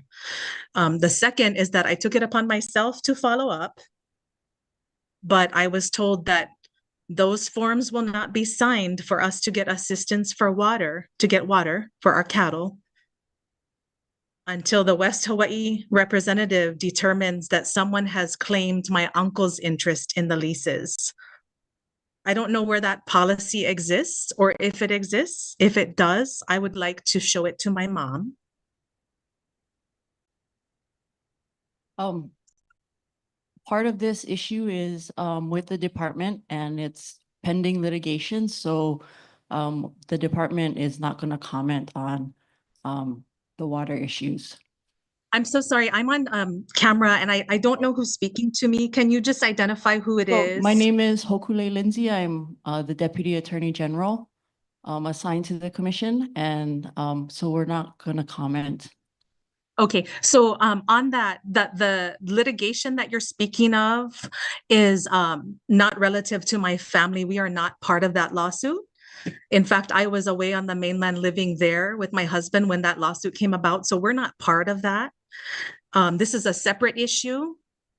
And so those were two things. That no one got back to me. And maybe it would be whoever's representing DHHL that should have gotten back to me. Would that be you, Hoku? Again, because the water issues in that area are related in this particular litigation, my advice to the commission and the department is not to comment at this time. Okay, so on that note, thank you. I appreciate that. That's at least you gave me that much of a response. I heard some discussion about Lahaina in today's meeting. We are worried about fire at Honokaia. I can't believe I'm saying this, but years ago, it used to be that we were the wettest location. Yeah, that's why I think Hawaiian Homes said, you guys can get water from catchment. However, if you go up there now, you'll see how dry it is. And my family is afraid. We're all afraid of ourselves and for our cattle and for our horses because we don't have water to fight a fire. We have asked for water from the Department of Water Supply, and they tell us that we cannot access their tank, which is right across our fence line. So for the record, if anyone's documenting or recording today's meeting, I did want to share that my family is afraid of fire, that the vegetation is very dry and there's no water around us to fight the fire if the grass starts burning. Yeah, on that note, we do have some people kind of focused in on the putting together plans to address the risk of fire. We did have a seminar not too long ago, and so if you can leave in fact, we have your contact information. What I'll do is I'll have our staff that is involved in that, in providing counseling as well as hooking you up with this nonprofit. It's actually located from Waimea, and they can kind of give you some guidance on that issue and how to deal with it. On the other part with the water, with the litigation, it's kind of hard for us to comment. I know it's been an ongoing situation. I think there was kind of like a settlement, but for whatever reason, it fell through, and so that it's back in court. And so, yeah, our hands are kind of tied in being able to respond. So I apologize for that. But I will get some information to you regarding the risk regarding the mitigation of the fire. threat. I appreciate that. What it makes it especially difficult is that during fires, we are called upon to help other ranches evacuate their animals because we have that kind of infrastructure available in our family. So it just makes it a compounding issue because we're not able to even help ourselves because we'll be helping other people while we have no access to water. And since you can't comment on the water issue, I would want to find out from you today, what do we do with our application to NRCS, the federal program that's going to help us with a water system, and also FSA with drought assistance? Why is it that we cannot get those forms signed off on by DHHL so we can move forward? Yeah, I'm not sure on that. I mean, if you're going after some federal funds, I don't see why we can't sign off on stuff like that. So let me talk to Jimmy DuPont, and I don't want our department standing in the way of anybody's efforts to get alternative funding to address the use of their property as well as access to water, whether it's a catchment system or whatever. But we are supportive of that kind of efforts on the part of homesteaders. So let me, if you can kind of send me some information, we do, through the department, then I'll take a look at it and work with staff to see if we can help facilitate that effort. I appreciate that because he seems to not be in support of those two. I call them workarounds. I'm a licensed clinical social worker. I'm a Native Hawaiian scholar from Papa'olalokahi. And one of the things that I like to promote among our lahui is finding workarounds to situations. And this would be one that would mitigate the risk for our animals. I do have video of dead cattle. I have video of thirsty mamas that are nursing their babies. And for any of the women out there, I don't know if you've ever breastfed a baby while you're thirsty, but it doesn't feel good. Yeah, so they're nursing their babies with no water to drink. So we're talking about an animal rights issue, something that we really, at the leadership level, I think need to escalate as soon as possible. I appreciate that. Now, on the back skirts of all of this, I think what's important is moving forward. I would like to request that the Department of Hawaiian Homelands edit the commencement dates on our leases, both of the leases, 10155 and 9043. Reason being is that the leases were granted to my family for now 2 generations, without water. So I don't know anywhere in the world where people can ranch cattle and raise horses to ranch the cattle with no water. It's absolutely absurd. And it's been 18 years and it's shameful. It is very shameful. Like I said, I'm a licensed clinical social worker. I'm here to close that social gap. Earlier we heard the two ladies speak about the programs that they're working with, and I believe that access to water, lack of access to water, these are social determinants of health that are contributing to the fragile medical situation for our people. And we're one of them. Before my mom passes, I would like to see that water become available for both of those leases, 10155 and 9043. We are not a part of any other lawsuit that's currently happening. I will send you guys a picture of our fence line that shows a water tank. You can throw a stone and hit the tank. And that water tank we are not privy. I took Dr. Sproat's class on how to become a water steward. I think DHHL sponsored that. Yeah, you guys were one of the you backed that program. I took that seminar, and I know that they were encouraging us to step forward and become a part of the water issues and sit on these seaworm boards and what have you, commissioners' positions and what have you. I would love to do that. I feel like I have the skills and qualifications to sit in those seats, but I cannot do it until I help myself. I am trying to put my own oxygen mask on so that I can help our people. I feel fully capable and ready to step forward in that capacity, but I cannot until you guys provide us water so that my family can take care of themselves. Yeah, I think you're part of a bigger problem. There's a lot of other homesteaders up there that also need water. So it is an issue we're looking at, not just in that area. throughout the state. Water is real crucial, and that's why we are very protective of our rights as a program to that access. And understand your frustration and anger. So let's see what we can do. Do send me the info that I requested, and we'll send you some of the information we have. And again, I would suggest that you know, you're part of a bigger issue, and that collectively maybe we can find a solution. I don't know what the answer is, but I did actually have some meetings with some of the legislators from that area. So we're looking at alternative funding for the water. I mean, it's down the street in Kawaihae, it's another big issue. You know, it's all over, and especially with the situation with global warming, it's going to get worse. So, you know, we just got to do battle and see where we can where it goes. But do be a part of the solution in working with Dr. Scherer, and you know, we just went through a process with DLNR in preserving some of the water for you know, East Maui, and so we're in battle over that water, and we're in battle on the Big Island, an area you're talking about with the Department of Ag. So it's an ongoing process. So anyway, we thank you for your testimony. Thank you. I And do one have of the other people on the list here, so I gotta cut you off here. Absolutely, I understand. Okay. I just wanted to offer a solution, and that would be water delivery. We have truckers that are ready to bring water in to our cattle. We have people that are willing and able to truck the water if the department would support us in that respect. Mahalo for your time. Thank you.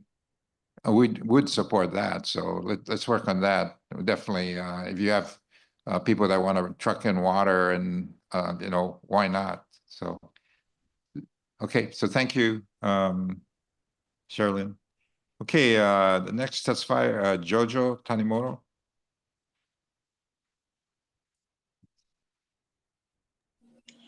Good morning, everybody. Can you hear me? Yes, we can. Thank you.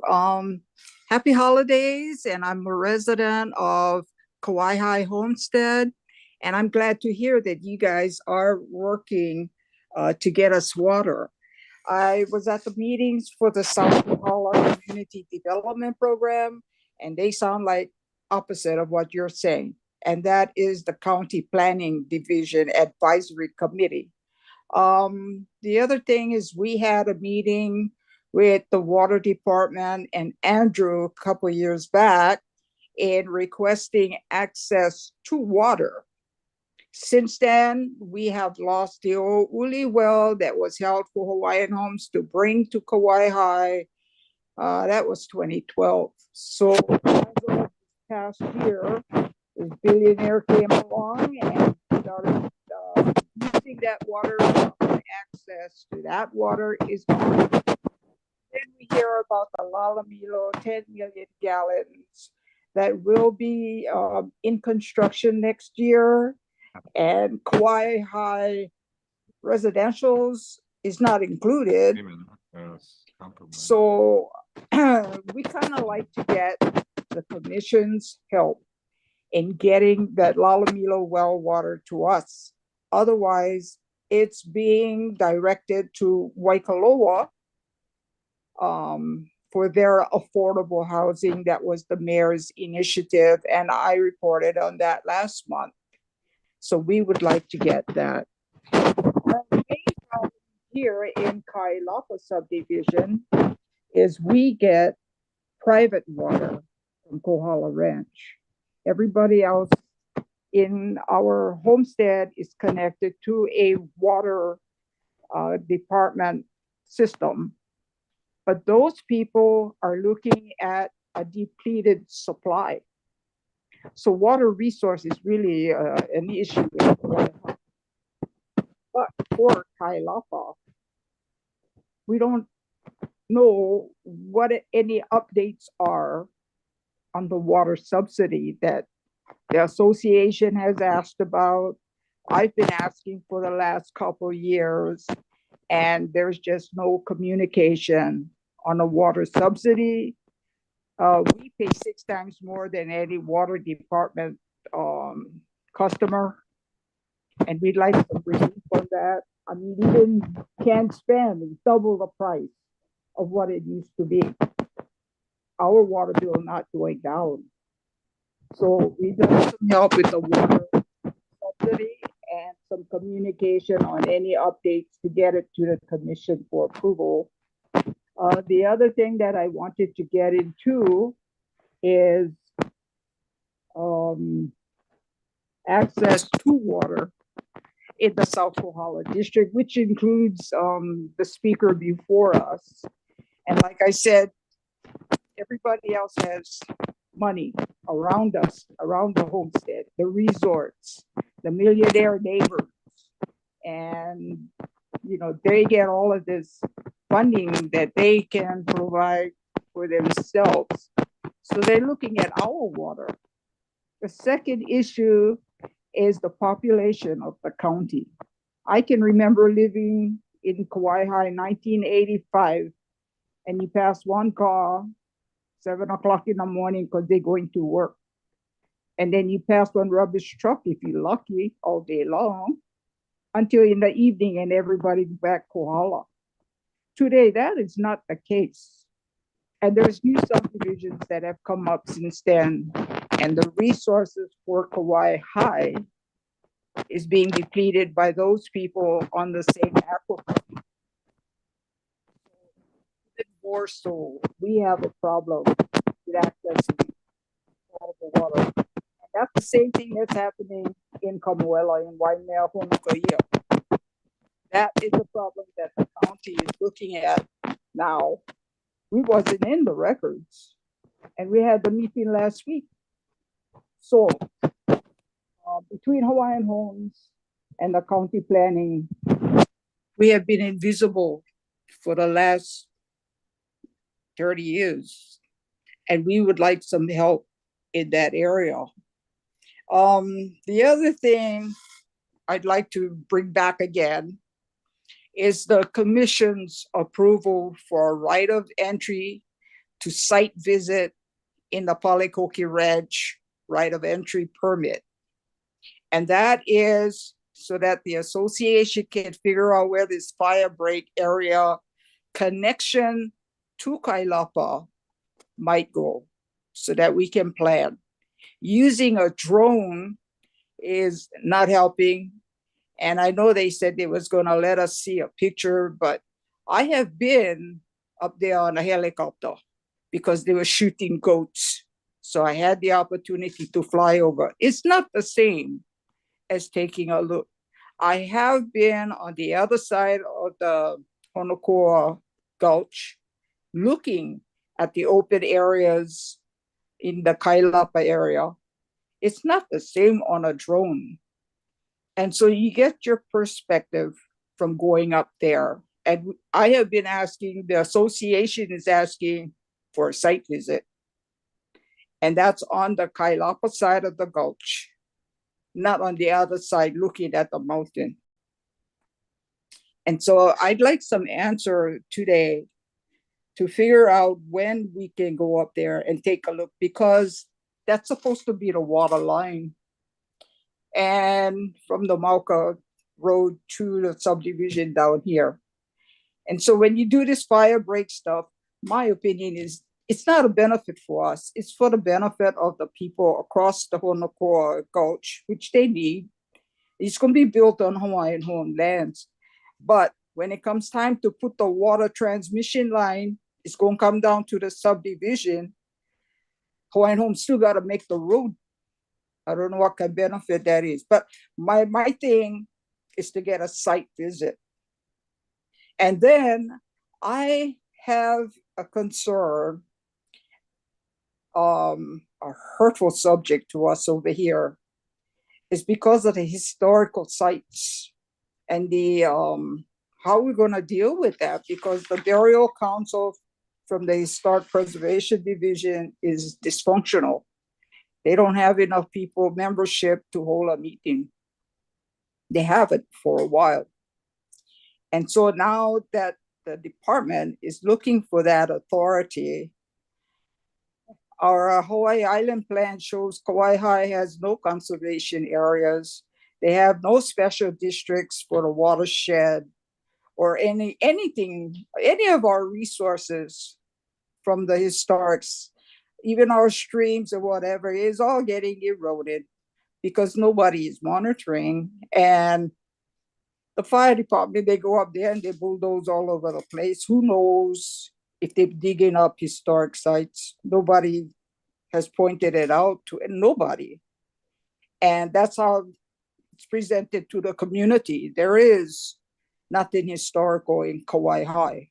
We're the only one.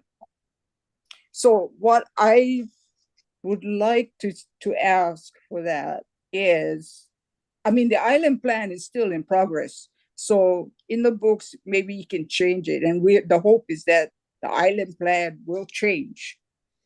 But the harbor is expanding. And so the expansion of the highway is probably going to end up on Hawaiian homelands. And you guys have already approved for the unexploded ordnance survey, but it ain't happening soon. And that's what they say in the last meeting that they had a couple months back. So the Department of Transportation knows about this bypass road that has been on the books for the Kawaihae Master Plan from 1990s, and it's not going no place. So how do we move forward? Who do we talk to at the department? How do we get, well, now the historic preservation not working. What happens now? It's very confusing, and development might bulldoze everything. So can you give us some direction on that, please? Thank you. Thank you, Judge. Next testifier, Demont Manaole.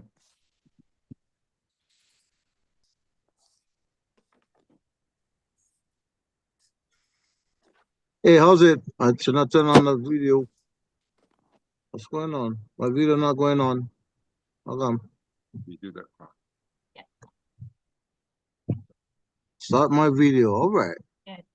Hey, all right. Hello, my kako, everybody. My name is Dimon Kalai Manaole, and I'm pleased to be here with you guys today. Co-manager Hope Manapono LLC, a Native Hawaiian Advocacy Corporation operating out of Waianae Coast. Baby, let's just turn that one off. Let's just see. Yeah, that blue light. Yeah, there we go. I looking like on Smurf over there for a minute. But anyway, first of all, I wanted to also pass on my appreciation for Julie Cachola. I heard a couple of people mention Julie earlier. I gotta tell you, bro, the department get top-notch people working for you guys. It's been a pleasure and a good learning experience to know that, you know, when Hawaiians decide to work together, well, we can really get some stuff done. And so I just wanted to lend my support for Julie Cachola as well. She do tremendous work. If you guys seen her office, you know she's a workaholic. But also I wanted to commend, going into this what I signed up for today. I want to talk about industrial lands, yeah. But I wanted to also commend Kalei Young. You know, when I first started getting involved with advocating for Native Hawaiian corporations to be able to access industrial lands, Kalei Young was the front man for the department. And since that time to now, I believe our relationship. Okay, hold on. I don't know if this thing keep coming up. Oh, okay. Our relationship has only gotten better. The guy is top notch as well. He get the job done. He out there on the front line, bro. And he take all the bullets that's been flying at him from people upset or whatever, and he just keep rolling. So I just like give a shout out to Kalei Young as well. So now let me get to the issue of industrial lands. You know, this revocable permit program, I know you guys didn't approve them, and I really appreciate the fact that you guys are trying to improve how you guys do things. It used to have the RP before, then it got to turn into a right of entry, and now it's back to revocable permit.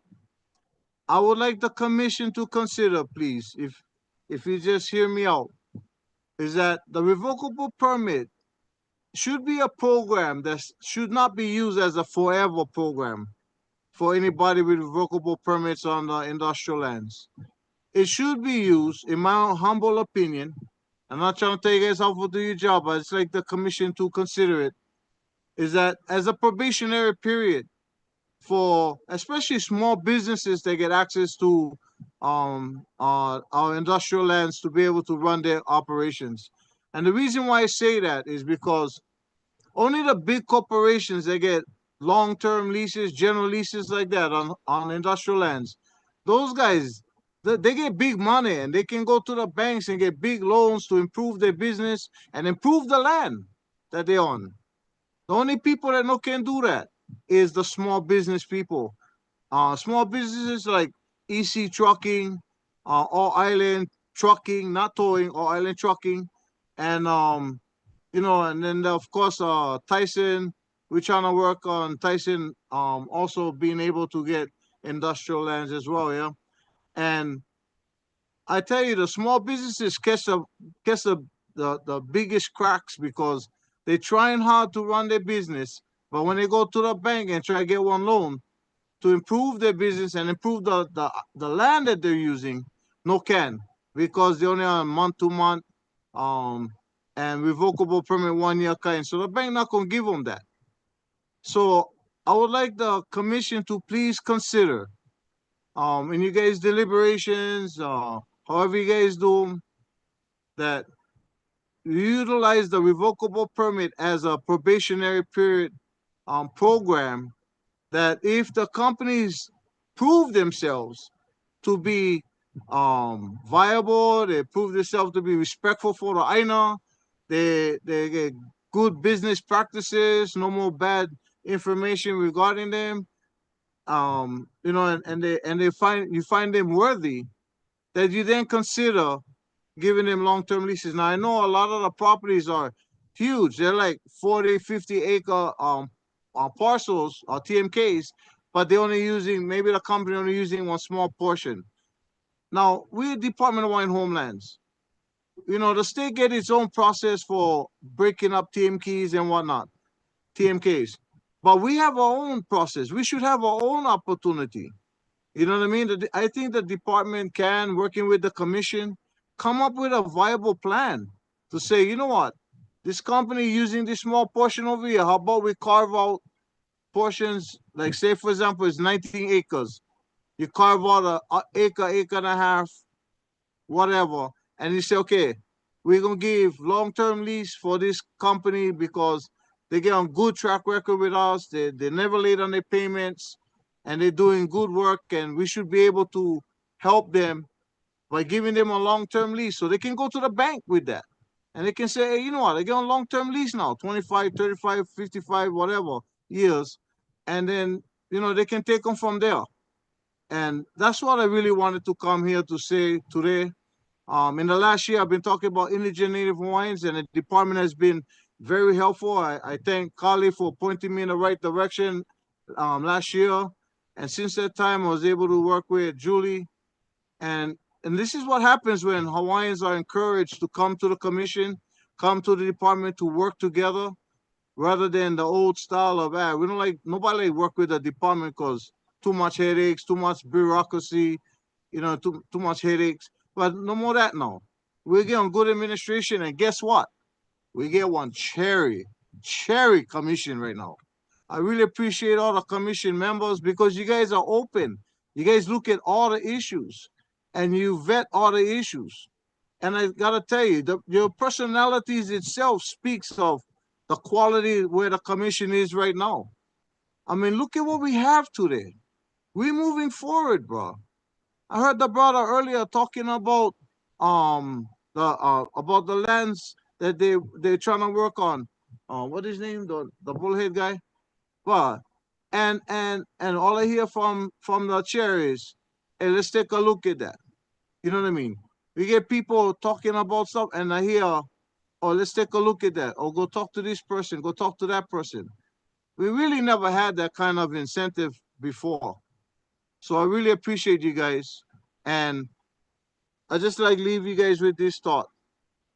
In the Hawaiian Homes Commission Act, the purpose of the act, Section 101, is so that we can become self-sufficient and self-governing, self-determining. And whenever you're dealing with industrial lands, it's for mercantile and all that.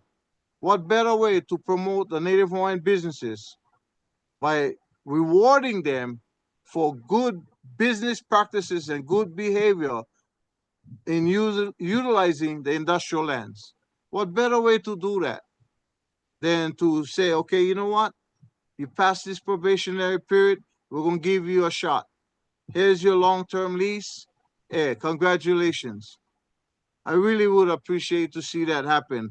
And I think only the commission can do that. So if we know who in the department we can work with to see if they can make that proposal. I know the proposals no come from us, gotta come from the department. I would love to know who I can talk to in the department to help work towards getting that to be done. And by the way, right on, you guys. Good to see you guys. Looking forward to coming next month, bro. Next month, beautiful. Love you guys. Aloha. Okay, thank you, Demon. Let's see, the next person, Kahakukoi Piper. I don't know if I'm saying it right. Oh, okay.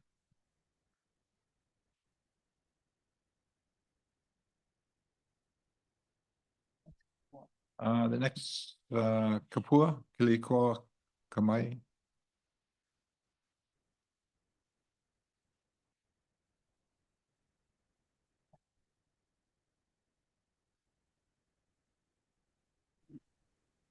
Aloha. Aloha. Can you please give me a minute? My car. To be here. Just a minute, please.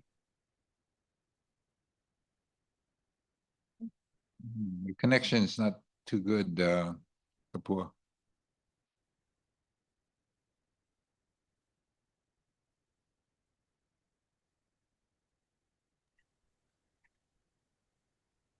Aloha, mahalo for your patience.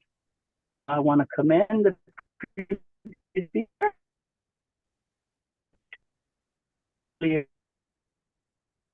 That Kanaka requests are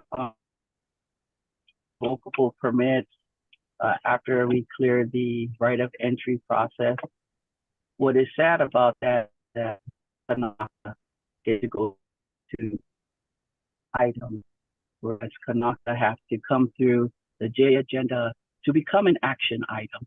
But for all of those entities that meet the business criteria of performing everything that is going to, like I want to commend the other speakers or yesterday morning, just commend them for all their good works, because the good works that we do is free, it's voluntary. And so when volunteers can do this type of work successfully, you know, our people can do it in as well. To agenda item C2, where we are realigning funding, other good causes, but I would like to caution our commissioners to take pause when you're making your decision. Have we asked all the pertinent questions? Because when we realign funds that were previously not only allocated, but designated, and it's on different islands, you know, to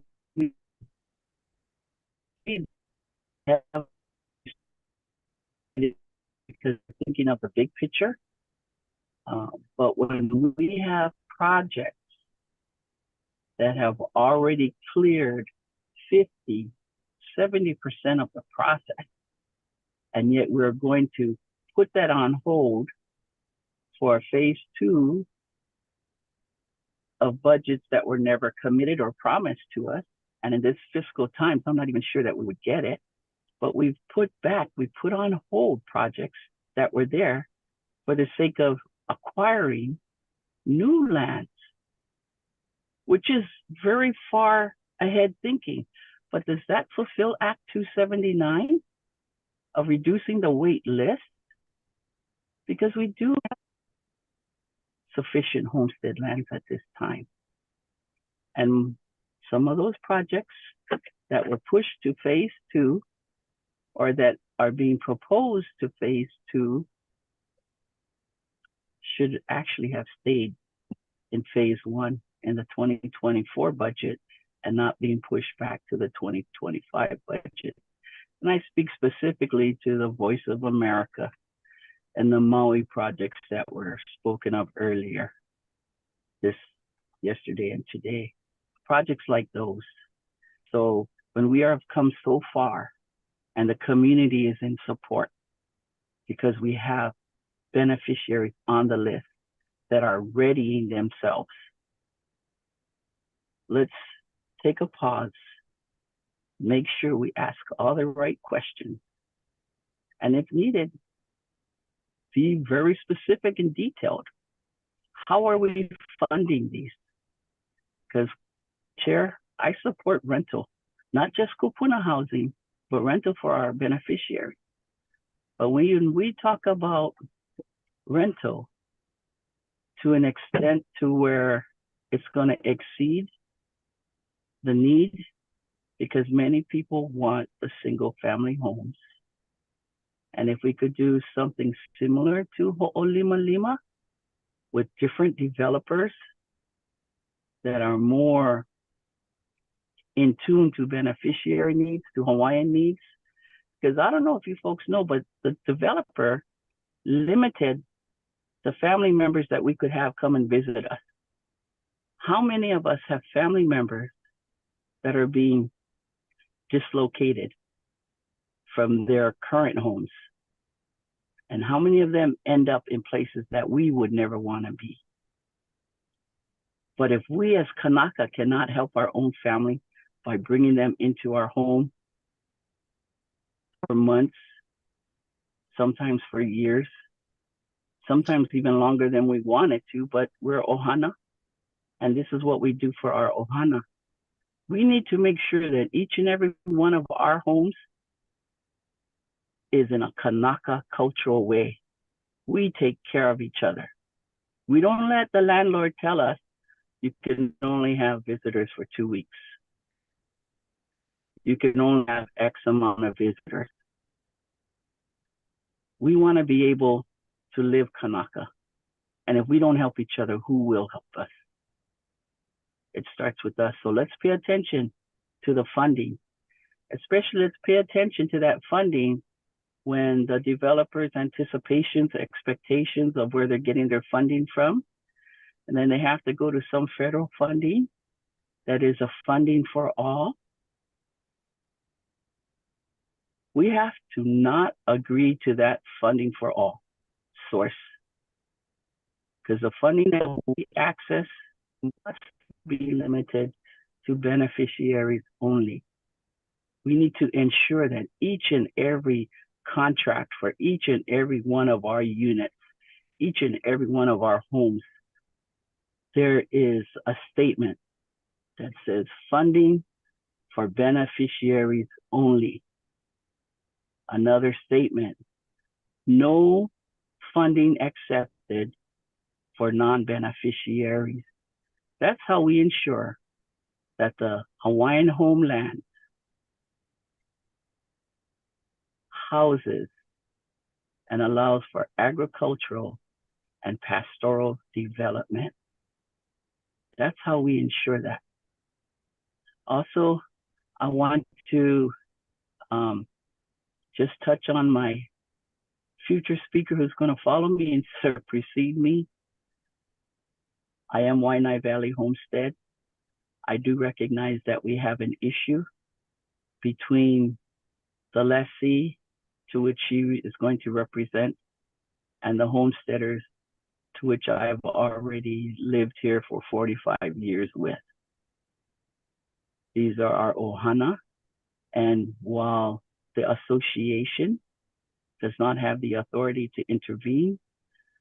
I think if we call to certain neighbors, that perhaps we can have a kuka, because as the lessee of those lands that's going to be spoken about, it's all her and her family's land. And we as Kanaka, we need to be respectful of each other. Just as we help each other, we need to be respectful of our boundaries. So I want to thank all of the previous testimony that has been shared, especially yesterday and again this morning. I would just ask you, commissioners, it is a hard job, but to be diligent in this job. I thank former Commissioner Awo for maintaining his engagement. And I thank you folks for deferring C2 because there's more information that needs to be gathered. I thank Commissioner Kaneakua for acknowledging that the mana'o that has been shared is not an admonition, but it's an encouragement to continue asking the questions, to continue to learn, because it takes years to be astute in all the business that the department engages in. And I also thank all of the staff members. Julie Kachola, a Waianae girl. I would like her to help our Waianae community to develop, but she has a bigger kuleana. So I'm so glad that she helps all that she can help. And thank you for this time, Chair Watson. Thank you for for what you're doing. This is why I supported you.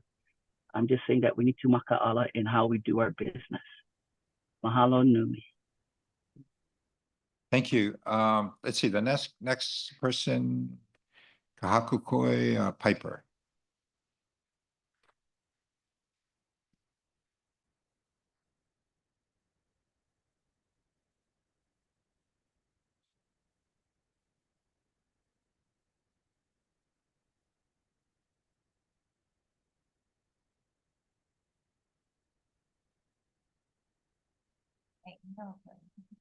Yes, Piper, are you there? Kahakukoi Piper. Last call. Okay, that's it. Let's see what we got. Oh, no, that's not right. Yeah.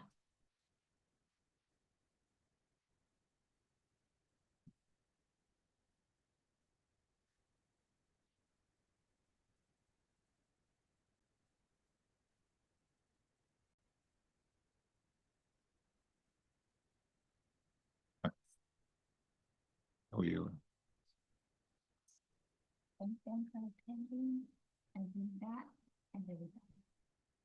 Okay, let's see. Next month's regular meeting is scheduled for December 16th at 17 at Haleponoi Kapolei, 96707, starting at 9:30 a.m. Next month's community meeting is scheduled for Monday, December 16th at the Kamehameha School Learning Center in Maili, West Oahu. And we are adjourned. Thank you, everybody.